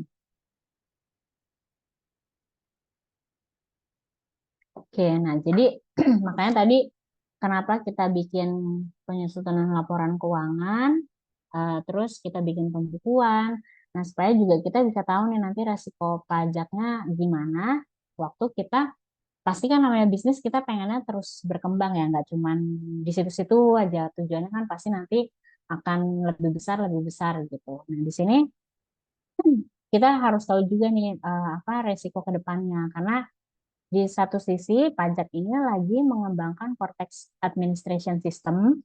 Nah, di sini si jadi di sini untuk administrasi wajib pajak supaya lebih gampang. Jadi mau nanti tuh semuanya kayak dari satu satu apa ya satu server lah gitu ya. Kalau sebelumnya kan misalnya mungkin kalau Bapak Ibu tahu dari sebelum-sebelumnya kita mungkin laporan SPT juga manual, terus bikinnya dulu dari yang awalnya tulis tangan, terus sekarang ada sistem, sampai akhirnya jadi web based, jadi e-bupot, jadi e-faktur. Nah, itu tujuannya nanti pasti ke sini gitu kan. Karena semuanya sistemnya web based, harapannya sih pasti kalau dari sisi pemerintah membuat WP jadi lebih mudah dan juga pastinya mendorong kita nih sebagai wajib pajak supaya bisa memenuhi kepatuhannya secara sukarela karena tadi kan makin mudah gitu. Tapi di satu titik kita yang makin mudah, otomatis di pajaknya juga makin mudah untuk mendeteksi kalau misalnya ternyata ada kepatuhan-kepatuhan yang belum terpenuhi gitu kan. Contoh kayak misalnya dari surat-surat pajak gitu kan. Mungkin kalau Bapak Ibu yang apa di perusahaan atau mungkin malah pribadinya suka dapat surat dari kantor pajak gitu kan, surat yang apa minta klarifikasi gitu. Kok data ini sama ini beda gitu atau misalnya dari sisi minta klarifikasi kayaknya berdasarkan data ini Anda punya penghasilan di sini, tapi kok di SPT-nya belum dilapor nih gitu. Nah, itu banyak klarifikasi-klarifikasi seperti itu. Nah, itu karena sekarang di sistem tadi dari e-faktur, e-bupot, semuanya itu mereka udah satu, jadi silang-silang datanya itu udah makin gampang gitu. Makanya muncullah selisih-selisih itu. Nah, itu yang diminta supaya diklarifikasiin. Nah, ke depannya dengan adanya Cortex Administration System ini juga akan lebih mempermudah itu buat dari sisi pajak. Nah, makanya kenapa sih kita bikin pembukuan supaya kita tahu nih kalau misalnya dapat surat selisih-selisihnya nih apa sih gitu kan. Selisihnya ini kalau kita lihat di pembukuan tadi kalau misalnya kita pakai aplikasi, oh tinggal diklik aja, oh itu rincian ini. Ternyata memang kenapa kita belum, kenapa kita nggak bayar PPh-nya, ya karena itu memang bukan objek gitu kan. Karena memang itu nggak ada PPh yang harus dibayar dari situ. Atau memang, oh iya dia emang ternyata ini kelewat belum disetor gitu kan. Jadi nggak yang serta-merta begitu dapat surat kan kalau karena kita sistemnya kan di Indonesia ini self assessment ya. Jadi wajib pajak yang akan melaporkan sendiri semuanya penghasilannya berapa, pajaknya berapa. Nah, dari sisi pajak ya tadi karena self assessment harus mengecek lah nih si WP nih udah bener belum sih laporannya, udah sesuai belum sih, udah semua belum ya gitu kan. Nah, begitu muncul selisih, ya mungkin secara sekilas kan sebenarnya minta klarifikasi, tapi kalau kita nggak bisa memberikan jawaban yang jelas, ya pajak pasti akan berhak untuk, oh ini selisihnya harusnya bayar pajak gitu. Jadi kita nggak yang serta-merta harus bayar pajak dari selisih yang besar gitu. Padahal sebenarnya kalau dirinciin, ya oke lah mungkin memang ada pajak yang kurang bayar, tapi cuma sebagian kecil sebenarnya gitu. Sisanya tuh itu bisa dijelasin semua. Nah itu makanya kita bikin pembukuan gitu. Karena supaya mendorong berikutnya di sistem administrasi perpajakan yang makin canggih, kitanya juga makin punya data yang juga mudah gitu. Jadi bisa nanti mengklopkan itu gitu. Nah, terus juga di luar ini kan juga data masyarakat ya. Kita data-data kita semuanya tersebar luas ya di marketplace, terus apa di sosmed. Nah, kalau kita mau jualan di marketplace aja juga udah pasti sekarang masukin NPWP, masukin NIK, atau mau beli pun ya bahkan sekarang setiap transaksi kita diminta NIK-nya, semua rekening juga udah pasti tercantum di situ nih kita. Jadi ya ke depannya akan nggak mungkin lagi kita nutup-nutupin transaksi yang kita lakukan gitu, baik dari sebagai pengguna misalnya sebagai pembeli, konsumer, atau sebagai kita yang pelaku usaha gitu. Jadi semuanya ini udah ke depannya akan tersinkronisasi gitu. Apalagi kan ini juga nanti mulai tahun depan nih udah pasti udah pemadanan dengan NPWP ya gitu. Jadi udah pasti ke detect semua lah begitu. Nah ini makanya kita tahu resikonya supaya kita juga tahu sanksinya gimana sih ke depannya kalau ternyata ada hal-hal yang kita tadi kelewat perpajakannya gitu kan. Contoh ya misalnya Kayak tadi misalnya bayar waktu kalau kita bayar pajak kan sebenarnya dari sisi orang pribadi tadi karena ada omset yang 500 juta itu nggak kena pajak. Nah, sebenarnya itu kan masih dapat fasilitas. Kita nggak bayar pajak sama sekali gitu. Terus apa namanya? Kalau misalnya pun bayar pajak itu kita bayar 500.000.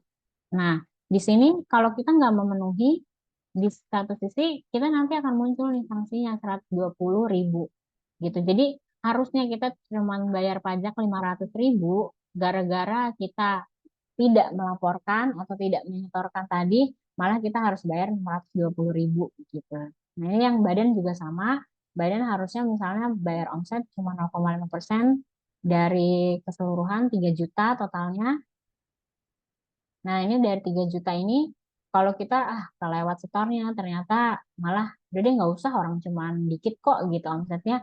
Jadi kita nggak usah lapor dulu. Nah, ini akan ada sanksi yang akan muncul ke depannya gitu. Karena secara perpajakan sebenarnya tinggal menunggu waktu aja si KPP akan menghimbau. Nah, cuman plus sama sanksinya ini gitu. Jadi ya tadi kita udah kelihatan nih ada sanksi-sanksi yang akan menunggu juga gitu selain pajak yang harus dibayar juga.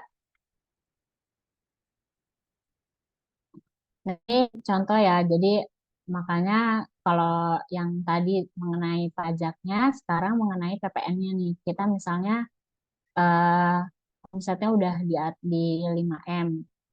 Terus kalau kita pungut PPN, kita udah nagih ke customer kan tadi jadi 5,55 M. Nah, anggaplah ceritanya dari penjualan kita itu untungnya itu 500 juta. Nah, dari keuntungannya itu kita hitung pajaknya 57 juta. Nah, jadi laba bersihnya si perusahaan ini 442 juta. Nah, ya udah ini kan berarti laba yang bisa kita nikmati ya, karena itu yang laba yang bisa kita pakai untuk mau dananya mau kita kembangin kah atau mau ini pokoknya dananya ini udah untungnya ini udah yang bersih lah gitu. Tapi kalau misalnya omsetnya baru 5M deh kita kayaknya PPN-nya nggak usah kita nggak usah jadi PKP dulu deh nggak usah setor PPN dulu. Nah di sini malah kita tagih ke customer tetap 5M, untungnya sama 500 juta, bayar pajaknya sama. Tapi kita di sini akan ada yang menanti nih si PPN-nya ini. Karena omsetnya udah 5M, ya berarti kan udah harus buka faktur pajak, udah harus pungut PPN. Nah, 550 jutanya lagi ini kan ditagih ke depannya sama pajak. Dia nggak ngeliat lagi, oh kan waktu itu masih di bawah 4,8 M. Ini sekarang 5M, sisanya lah gitu. Nggak bisa. Jadi dari 5M ini dia akan langsung, oh ini PPN-nya 550 juta. Terus sanksinya, sanksi telat bayarnya, sanksi ininya semuanya 182 juta. Nah, totalnya dibayar berarti PPN yang 500 juta tadi plus sanksinya 732. Untungnya tadi cuma 400 juta. Tapi di satu sisi kita ada utang pajak yang akan menanti 732 juta. Nah, di sini jadinya laba akhirnya malah yang harusnya untung 442 juta kita malah jadi rugi hampir 300 juta gitu. Jadi ya ini kalau misalnya kita tadi nggak apa namanya cuma karena si kita nanti harganya nggak mau kita update gitu makanya kita nggak mau PPN dulu malah kita yang akan rugi karena berarti kan mau nggak mau kita mengambil porsi harga jual kita yang 5M tadi padahal harusnya kita udah pungut ke customer tuh 557 jutanya ini 550 jutanya ini menjadi kewajiban si customer tadi gitu. Oke, ya. Jadi tadi kesimpulannya, hmm, kita di sini mengenai topik pertama tadi kan berarti mengenai PPN ya. Jadi sebenarnya UMKM itu nggak wajib melakukan mendaftarkan diri menjadi PKP sampai omsetnya itu 4,8 M. Jadi itu masih berbentuk pilihan. Ya terserah WP-nya mau ngajuin PKP atau enggak. Kalau masih di bawah 4,8 M. Kita, cuma kalau misalnya mengajukan PKP ya mesti sadar konsekuensi kalau kita harus membuka faktur, ada administrasi-administrasi lain yang harus kita penuhi.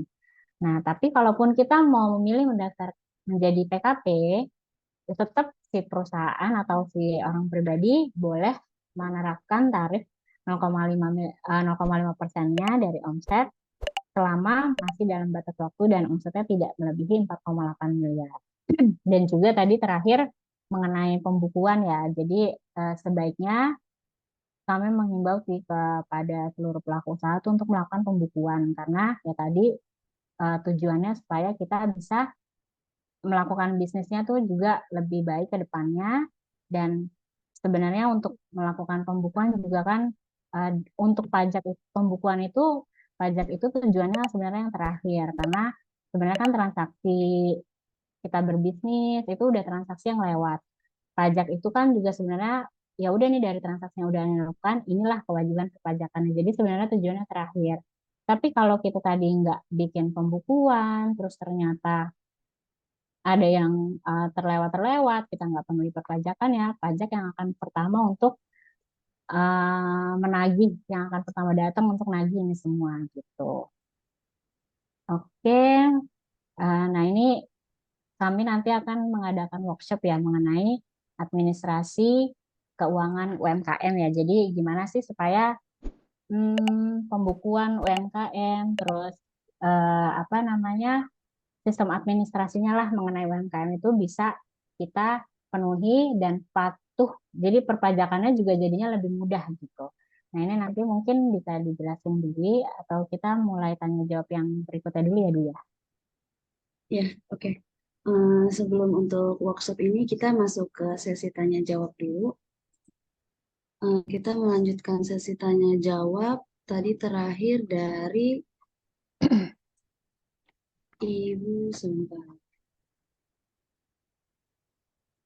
Dari Pak Aji. Berarti kita lanjut ke pertanyaan Bapak Ki Agus Muhammad Muslim. Izin bertanya Bu Sundari, badan yang sudah PKP ingin melakukan investasi atas dividen yang dibebaskan pajak pada investasi logam mulia dan penyertaan modal pada perusahaan yang sudah didirikan dan berkedudukan di Indonesia sebagai pemegang saham. Bagaimana Bu dengan perhitungan fiskal keduanya? Dan di antara kedua investasi tersebut, menurut Ibu Sundari mana yang lebih baik? Terima kasih. Oke, jadi ini ya apa namanya udah ada pembagian dividen, Ya, kemudian dividennya mau diinvestasiin gitu ya. iya, ke logam mulia sama penyertaan modal ya. Oke, nah oke berarti kan sebenarnya untuk pendapatan dividen itu ya tadi sih, jadi kan memang kemarin ada update baru, jadi untuk dividen jika diinvestasikan itu eh, menjadi bebas pajak ya, nggak perlu tidak perlu dilakukan pemotongan PPh. Nah, kemudian untuk perhitungan fiskal keduanya, jadi fiskalnya itu dari sisi si penerima pendapatan dividen tadi itu dibebaskan. Nah, otomatis kalau misalnya penerimanya itu badan usaha, berarti kan karena penerima badan usaha udah pasti menjadi pendapatan yang bukan objek. Nah, dari sisi orang pribadi pun juga sama. Nanti di situ dimasukin pendapatan bukan objek pajak ya. Jadi nanti nggak akan ada pajak lagi yang harus apa namanya dipenuhi dari situ. Nah, kemudian kalau dari sisi investasi ya, untuk investasi logam mulia atau investasi ke perusahaan, nah itu sebenarnya balik lagi ke masing-masing sih ya. Jadi tergantung kebutuhan. Misalnya tadi kan mau pilihannya mau logam mulia atau diinvestasiin ke perusahaan lagi gitu ya. Ya, tuh. Kalau misalnya ya tadi kita bisa lihat kondisinya. Kalau misalnya ke perusahaan lagi berarti kan perusahaan akan memutarkan dana itu untuk sebagai modal usaha lagi ya. Misalnya buat ke operasional sehari-hari perusahaan lagi. Nah, tapi kalau lagi jadi logam mulia ya berarti kan sifatnya lebih ke investasi yang dananya ya akan diem aja. Nah, itu tergantung mana yang lebih baik saya nggak bisa menyimpulkan sih karena kan tergantung kondisinya. Apakah perusahaan ini sebenarnya masih membutuhkan dana gitu kan. Nah tadi kalau dari sisi pribadi, ya tadi kalau misalnya ke logam mulia berarti kan ya sebagai investasi yang mungkin nanti kalau misalnya mau dijual kita bisa pakai. Tapi kalau ke investasi juga ya tadi tergantung perusahaan butuh nggak sih sebenarnya masih butuh ataukah ya udah tapi kan kita nggak akan bisa mengambil dananya lagi terus waktu-waktu ya mesti ada pembagian dividen lagi gitu jadi itu balik lagi sih ke apa namanya posisinya saat ini ada pertimbangan-pertimbangan yang lainnya juga sih yang harus diperhitungkan mengenai investasinya tapi dari sisi pembagian dividennya itu udah pasti secara fiskal itu bukan objek PPh kalau kita investasikan gitu. Oke, baik. Berarti untuk pembagian dividen selama diinvestasikan itu bukan objek. Nanti dikoreksi fiskal untuk investasinya sendiri itu tergantung ke kebutuhan dari setiap masing-masing BP. Iya, betul. Untuk pertanyaan selanjutnya dari Pak Igede Yuliarta Sariasa. Selamat pagi Ibu, mohon izin bertanya, kesulitan kita UMKM adalah jika bertransaksi dengan WPLN.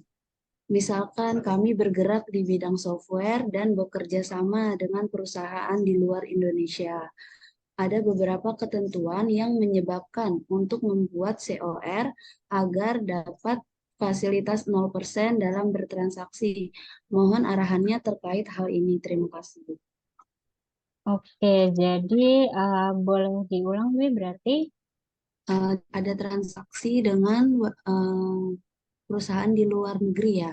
mm-mm.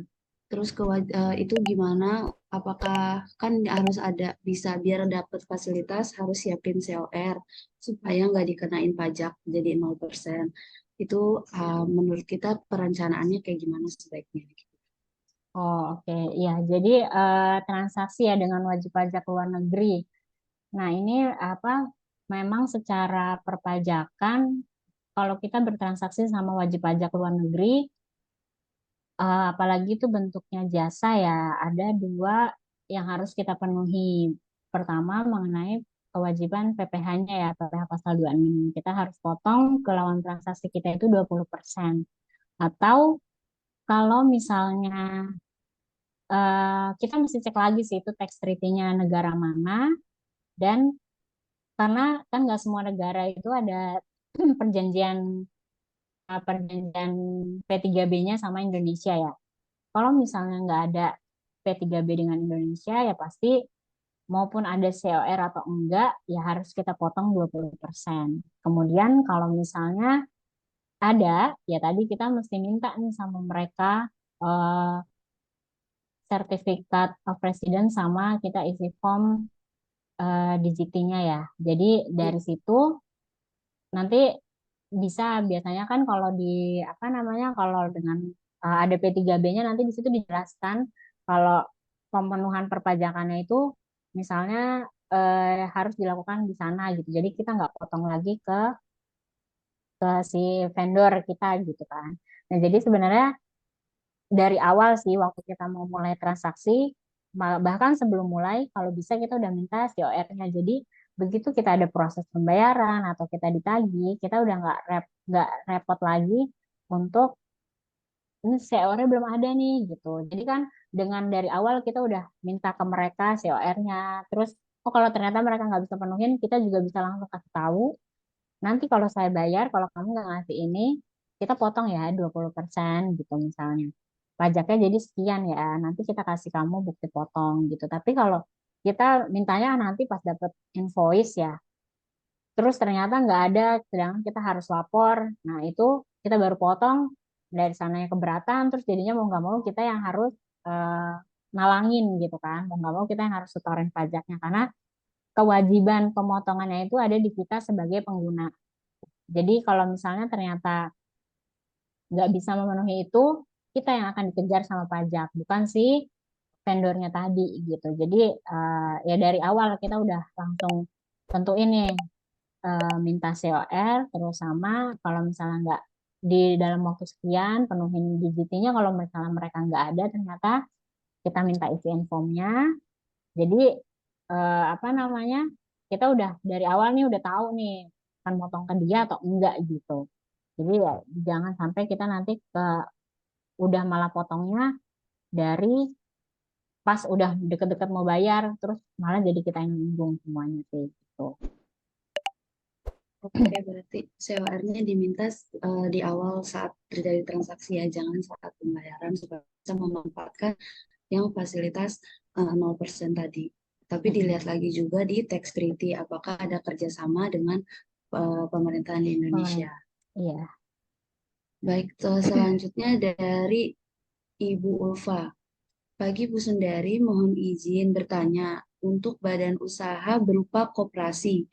Apabila ada transaksi yang melalui e-katalog di pemerintahan, itu bagaimana untuk perhitungan pajaknya?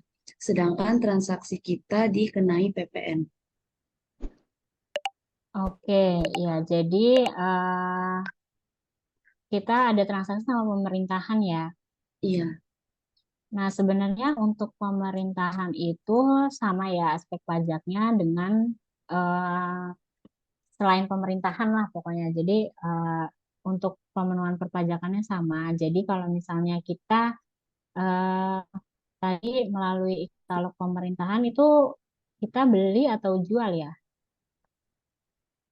Di sini belum ada keterangan nasib. Oh, belum ada ya. Jadi kalau Mm-mm. misalnya kita beli atau kalau Oh, misalnya ini kita Bu Ulfanya balas, kita jual, oh jual ke jual ya, oke. pemerintahan. Ha-ha.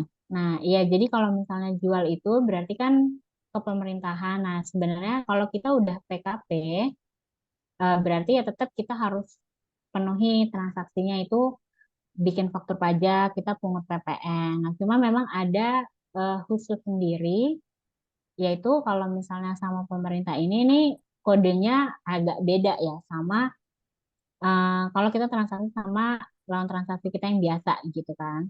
Jadi untuk pajaknya sendiri itu pakainya 02 untuk kodenya. Nah, nanti dari 02 itu kalau kita jualan sama lawan transaksi yang biasanya kan kita nanti terimanya harga jual plus PPN. Tapi kalau misalnya sama pemerintahan, si pemerintah ini yang akan setor PPN-nya sendiri gitu. Jadi kita pasti akan terimanya cuma harga jualnya aja. Nah, tapi dari sisi apa namanya dari sisi pelaporannya sama, kita buka faktur cuma kodenya 02, nanti otomatis dengan kita buat 02 itu di SPT PPN. Karena kan kita nggak terima nih si PPN-nya dari pemerintah itu, karena mereka store sendiri.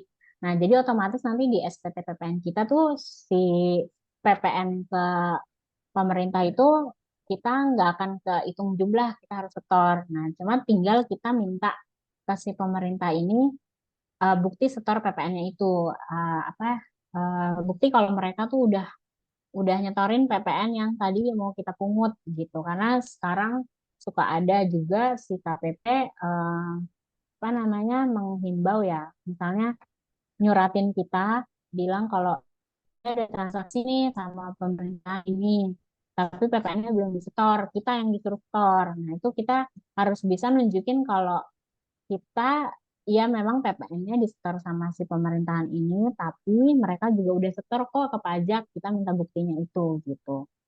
Nah, sama sama pemerintah juga kita juga ada ini sih kita harus apa namanya bayar PPh pasal 22 ya. Jadi kita dipotong PPh pasal 22 sama pemerintah. Jadi misalnya nanti harga jualnya 50 juta kan harusnya pakai PPN 500 lima kan 50 juta kita harus bayar PPN 5.500.000. Terus tapi PPN-nya itu nggak dibayar sama si pemerintahnya ke kita, jadi kita cuma terima 500 jutanya.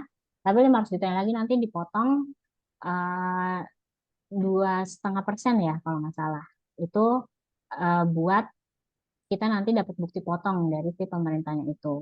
Gitu. Jadi bedanya lebih ke situ aja. PPN-nya tetap kita harus buat, sama ada PPh dua gitu.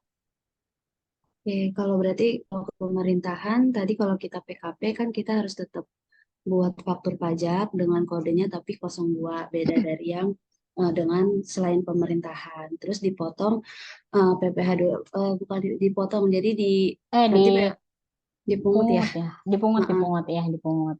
Jadi nanti pemerintahannya juga akan memungut PPh 22. Jadi sehingga harga jual yang kita terima nanti dikurangin PPN sama dikurangin PPh 22. Nah, kalau kitanya belum PKP, berarti kita nggak perlu menerbitkan faktur pajak ya kita. Iya, betul. Jadi kalau kita bukan, kalau ternyata oh belum PKP nih, ya udah berarti kita nggak buka faktur pajak, cuma PPh 22-nya tetap ada, nanti mereka akan tetap pungut dari transaksi kita gitu. Jadi uangnya apa namanya yang disetor ke kitanya juga akan berkurang senilai PPh 22-nya itu. Oke, baik. Selanjutnya pertanyaan dari Ibu Dian Medayanti. Mohon tanya lagi, Bu. Kebetulan kami masih perseorangan. Oh, ini lanjutan dari pertanyaan yang tadi, yang pertama. Oh, oke. Eh, Kami masih perseorangan, belum berbentuk badan usaha, sedang berproses untuk pengurusan badan usaha. Kantor pajak tracking dari lalu lintas rekening pribadi untuk transaksi pembelian dari tahun 2018 hingga 2022. Dan omset per tahunnya masih jauh dari 4,8 miliar per tahun. Rata-rata di bawah 1 miliar dan tetap tiap bulan harus mencicil pajaknya. Oh, tadi Hmm, ditagih yang 0,5% itu ya. oh iya, berarti sebenarnya masih perorangan, cuma ini ya apa? eh Tetap harus setor 0,5%-nya itu gitu ya.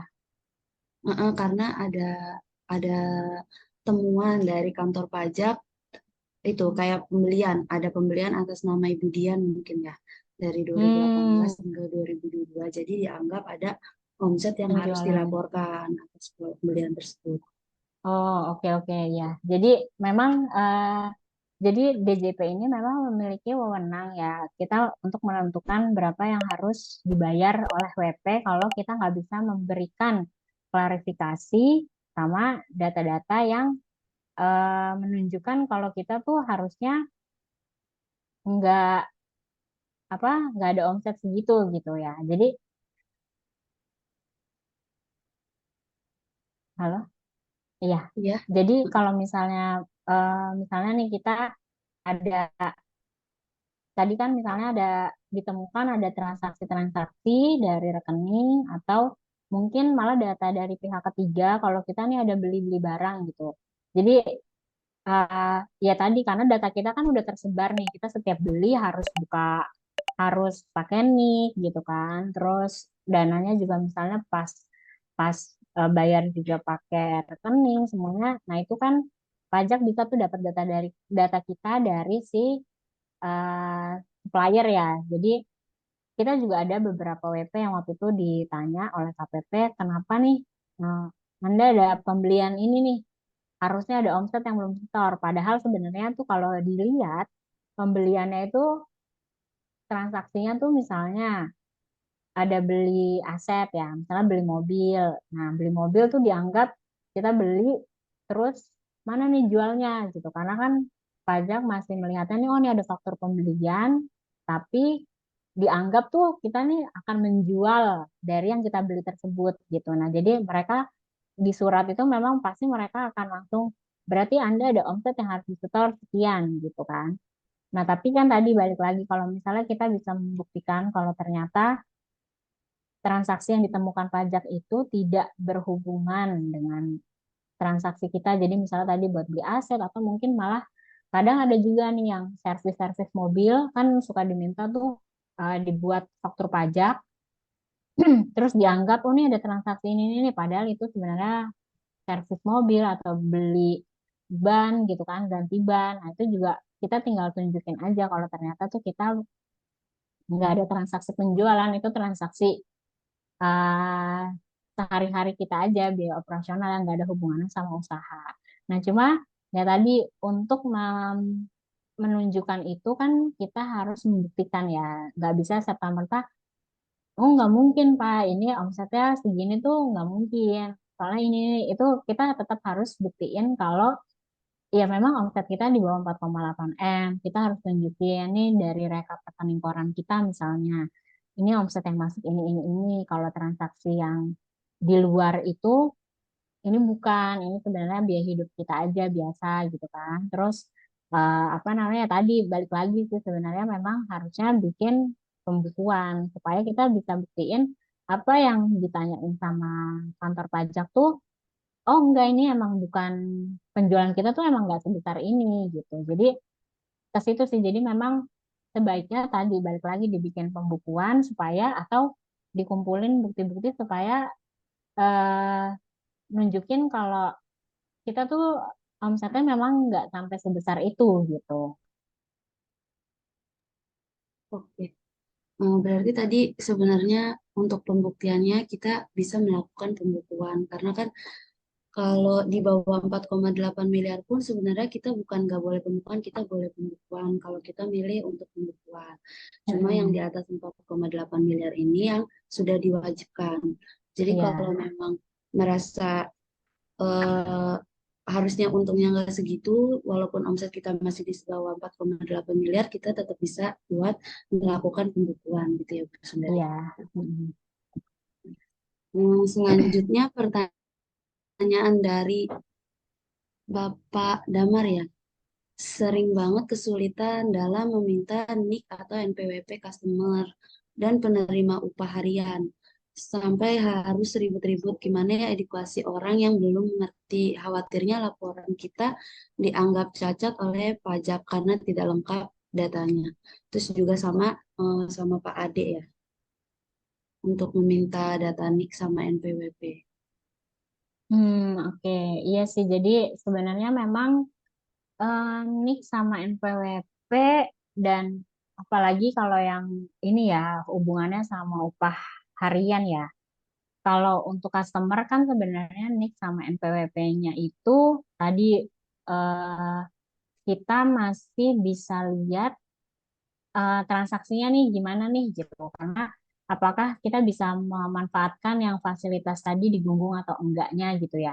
Jadi kalau ke customer kan sebenarnya eh, kalau kita transaksinya sama konsumen akhir yang ya tadi misalnya datang ke toko atau kayak gitu itu kita masih bisa gak usah bikin faktur tapi kita bikin di Gunggung. Nah, cuma kalau ternyata eh, tidak ternyata transaksinya tidak memungkinkan untuk bikin faktur di Gunggung. Terus sama juga nih kalau ada penerima upah harian ya.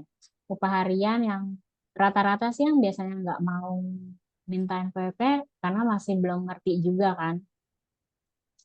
Nah di situ kalau PPh satu sebenarnya saat ini itu masih bisa kita bikin NIK-nya masih 00 ya.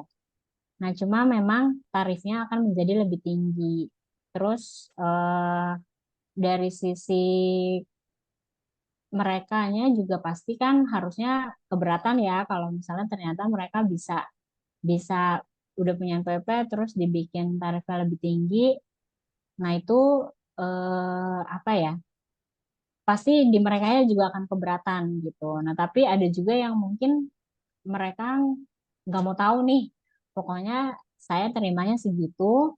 Nah, saya nggak mau ngasih nik sama NPWP. Nah, itu sebenarnya balik lagi sih waktu di awal karena waktu kita deal-dealan di awal, mereka mau nggak sih ngasih NPWP sama nik gitu kan? Karena ini sebenarnya masih jadi concern kita juga sih di sisi konsultan pajak untuk mengedukasi wajib pajak supaya mau gitu ya untuk memenuhi kewajibannya. Karena kan pasti kalau misalnya dari sisi penghasilan, oh nggak mau ngasih nik masih takut kenapa-napa gitu kan. Padahal kan sebenarnya justru dengan adanya kita menaruh nik, naruh NPWP, nah itu kan bisa aja harusnya malah jadi ini ya administrasinya malah jadi lebih baik gitu kan. Nah ini emang agak PR sih sebetulnya untuk yang masih belum mau ngasih-ngasih ini gitu. Jadi ya mungkin di awal kita bisa sebelum bertransaksi ya, mungkin kita bisa ininya disortirnya tuh dari awal dulu nih waktu belum transaksi, bersedia nggak ngasih NIK sama NPWP-nya itu gitu. Jadi kalau misalnya kayak ke pegawai atau ke orang upah harian, kita udah kasih tahu nih konsekuensinya di awal gitu. Jadi kalau nggak mau ngasih nih nanti kayak gini gini gini, eh terus dipotongnya jadinya lebih tinggi misalnya kayak gitu. Jadi kita di awal udah kasih tahu seperti itu gitu. Oke, baik, berarti kita sebelum bertransaksi kita bisa sortir dulu yang akan bertransaksi dengan kita mintakan dulu identitasnya. Mm-mm. Pertanyaan selanjutnya dari Ibu Tuti Mahardika. Untuk potongan 500 juta pertama dan potongan anak itu dijumlahkan biasa. Mungkin yang tadi untuk UMKM orang pribadi kan ada batasan 500 juta ya. Sama Mm-mm. potongan anak mungkin maksudnya PTKP. Boleh dijelaskan Mas Mbak? Hmm, oh jadi ini ya apa namanya? Jadi kan gini kalau misalnya potongan 500 juta itu kan udah lihatnya dari omset ya. Jadi kalau misalnya pakai UMKM si 500 jutanya ini tuh ya udah pokoknya ngeliatnya cuma dari omset aja. Nanti omsetnya berapa dikurangi 500 juta dulu, baru sisanya itu yang dipotong dikenain tarif 0,5%. Nah, tapi untuk apa namanya yang potongan PTKP ya tadi kalau misalnya potongan anak mungkin kalau anaknya satu, dua, tiga itu kan PTKP-nya nilainya beda-beda. Nah, kalau itu kita eh beda konsep ya. Jadi kalau yang UMKM 0,5% itu langsung dari omset, jadi otomatis si potongan PTKP-nya ini nih udah nggak kepake lagi gitu. Kalau misalnya penghasilannya hanya dari usaha, tapi kalau misalnya ternyata dari usaha ada apa namanya, oh ada freelance lagi gitu kan, ada freelance misalnya jadi suka dapat komisi gitu misalnya. Nah pas waktu untuk usahanya itu nanti dilihat dulu nih 5 juta apa enggak. Kalau di bawah 5 juta berarti atas usahanya ini udah nggak kena pajak apa-apa lagi. Atau kalaupun kena pajak ya tadi dari misalnya ternyata omsetnya 600 juta, berarti kena pajaknya dari 100 juta, 0,5% dari 100 juta. Nah ini nih kita setor. Nah ini udah nih kita kesampingin dulu sisanya. Nah terus tadi kalau misalnya ada komisi, si komisinya ini kita hitung lagi kan. Nah si komisinya ini kan nggak bisa pakai UMKM. Nah ini baru nih yang bisa kita hitung pakai PTKP gitu. Jadi oh komisinya misalnya dapat 100 juta, terus nanti dikurangin dulu nih sama PTKP 54 juta gitu. Nah, sisanya baru yang nanti dikenain pajaknya berapa gitu. Jadi ini dua hal yang berbeda antara eh, apa namanya 500 juta yang UMKM sama yang PTKP gitu. Jadi beda ya nggak bisa digabung gitu hitungannya. Oke, berarti PTKP yang batasan 500 juta itu hanya untuk yang UMKM usaha, yang Mm-mm. UMKM. Sedangkan kalau yang PTKP itu nanti kalau untuk ada usaha lainnya kayak pekerjaan bebas yang tidak bisa dikenakan tarif Tarif UMKM. UMKM. Mm-mm. Oke. Pertanyaan terakhir di chat dari Bu Melda Lestari, izin bertanya lagi. Jika WPOP seorang musisi, tapi juga berjualan makanan, apakah bisa menggunakan tarif UMKM untuk penghasilan usahanya dan pakai norma untuk penghasilan dari musisi? Atau bagaimana ya, Bu? Berikutnya terkait jawaban Ibu sebelumnya untuk jangka waktu pemanfaatan tarif UMKM untuk WPOP, apakah acuannya sudah pasti dari 2018? Jika WPOP ini punya NPWP jauh sebelum itu, berarti bisa pakai tarif UMKM hanya sampai 2024 saja ya, bukan dihitung dari saat dia mengajukan surat keterangan PP 55. Oke, yang Oh, oke. pertama berarti Nah, yang ada musisi sama jualan makanan. Untuk hmm. perhitungan pajaknya bagaimana? Oke ya, jadi ini satu orang tapi dia punya usaha jualan makanan sama satu lagi sebagai musisi gitu ya. Jadi Iya, kalau betul. nah untuk jualan makanannya, nah ini nih langsung masuk UMKM. Jadi pakai tarif 0,5%. Nah tadi kan mungkin sebelumnya tadi ada juga yang pertanyaan apakah ada yang nggak bisa pakai UMKM gitu kan? Nah itu salah satunya musisi Iya. tadi. Jadi yang pekerjaan namanya disebutnya pekerjaan bebas gitu kalau istilah perpajakannya. Jadi musisi, atlet, terus konsultan, arsitek gitu kan. Nah itu mereka disebut sebagai pekerja bebas. Jadi hmm, atas yang profesi-profesi ini itu nggak bisa menggunakan eh, pajak UMKM gitu. Jadi ini harus dipisah. Pertama itu. Jadi yang jualan makanannya itu udah pasti 0,5% boleh dipakai. Nah, tapi kalau yang musisinya ini harus dihitung lagi nih. Berarti berapa sih penghasilan musisinya, terus normanya berapa persen. Norma penghasilan itunya berapa persen, nanti setelah dikali persentasenya, baru kita hitung pajaknya tuh dari normanya itu. Dikali, dikurang PTKP dulu, dikali tarif apa PH orang pribadinya 5 sampai 35% gitu kan. Jadi ini hal yang berbeda terpisah gitu. Jadi nggak bisa digabung dua-duanya, totalnya baru dikali 0,5% nggak bisa, jadi tetap harus dipisahin dulu gitu. Oke, Terus berarti tadi tadi apa lagi ya? yang kedua itu jangka waktu pemanfaatan. Tadi kan kita bilang kalau yang di bawah 2018 dihitungnya sejak 2018. Itu Mm-mm. sudah pasti atau eh, apakah dihitung dari sejak diajukan surat keterangan? Oh ya, jadi sebenarnya uh, 2018 itu udah pasti. Nah, jadi udah pastinya itu uh, apa? Karena kan waktu itu tarif peraturan mengenai UMKM yang 0,5% ini baru keluar di 2018 ya. Jadi si apa namanya KPP memberikan kebijakan ya, Mbak. Kalau yang NPWP-nya terbitnya sebelum 2018 boleh nih pakai UMKM 7 tahun sejak 2018 tadi. Nah, ya berarti sampai 2024. Nah, berarti si WP ini boleh ngajuin UMKM 0,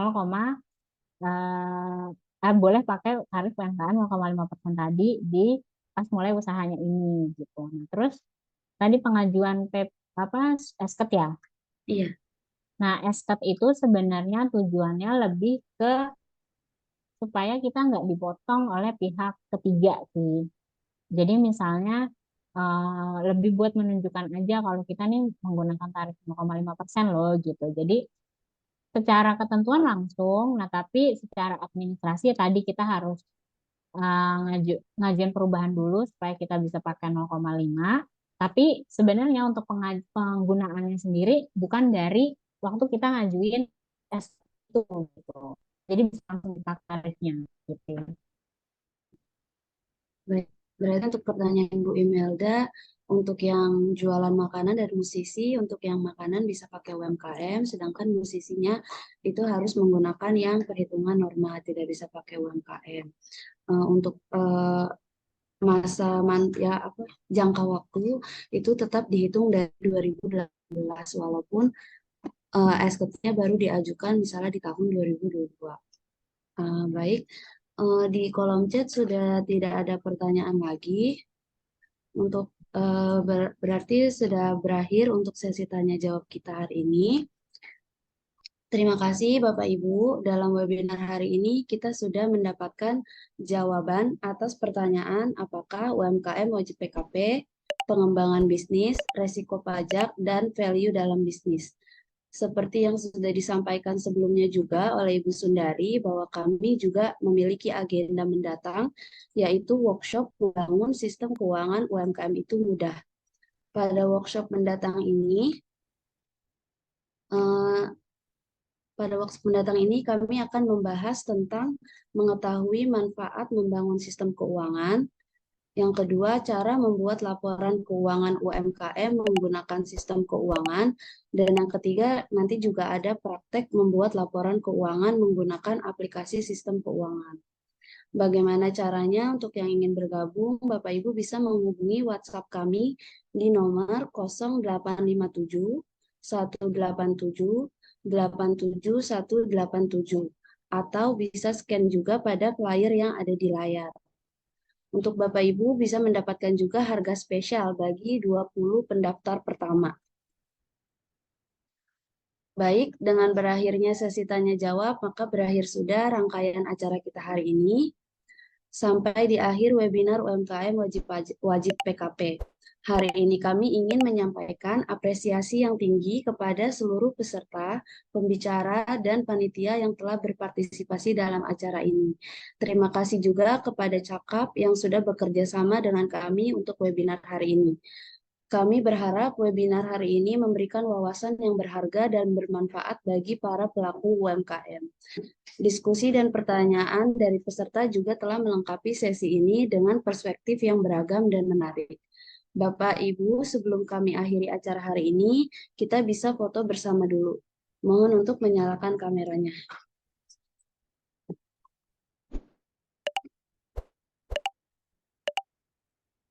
Di sini ada 3 halaman. Kita mulai dari halaman pertama dulu ya Bapak Ibu. Ya, 1, 2, 3. Baik, selanjutnya untuk halaman kedua. 1, 2, 3. Terakhir di halaman ketiga. 1, 2, 3. Terima kasih Bapak Ibu. Kami mengucapkan terima kasih kepada Bapak Ibu peserta webinar yang telah bersedia meluangkan waktunya, dan terima kasih juga kepada Ibu Sundari selaku pemateri hari ini.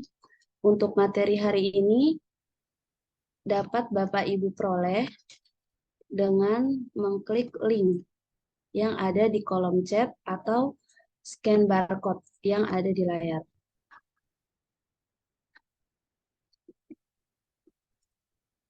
Ya, ini untuk link mendapatkan materi webinar hari ini. Jangan lupa untuk memfollow sosial media kami, Instagram kami di @infoakuprim atau YouTube kami di Bayar Pajak untuk mengupdate informasi perpajakan Bapak Ibu. Akhir kata, saya Dwi Indri Rahayu selaku moderator mohon undur diri. Mohon maaf apabila ada perkataan yang kurang berkenan. Semoga kita semua selalu dalam keadaan sehat serta usaha Bapak dan Ibu dapat bertumbuh dan berkembang. Terima kasih, sampai bertemu pada webinar berikutnya. Selamat siang.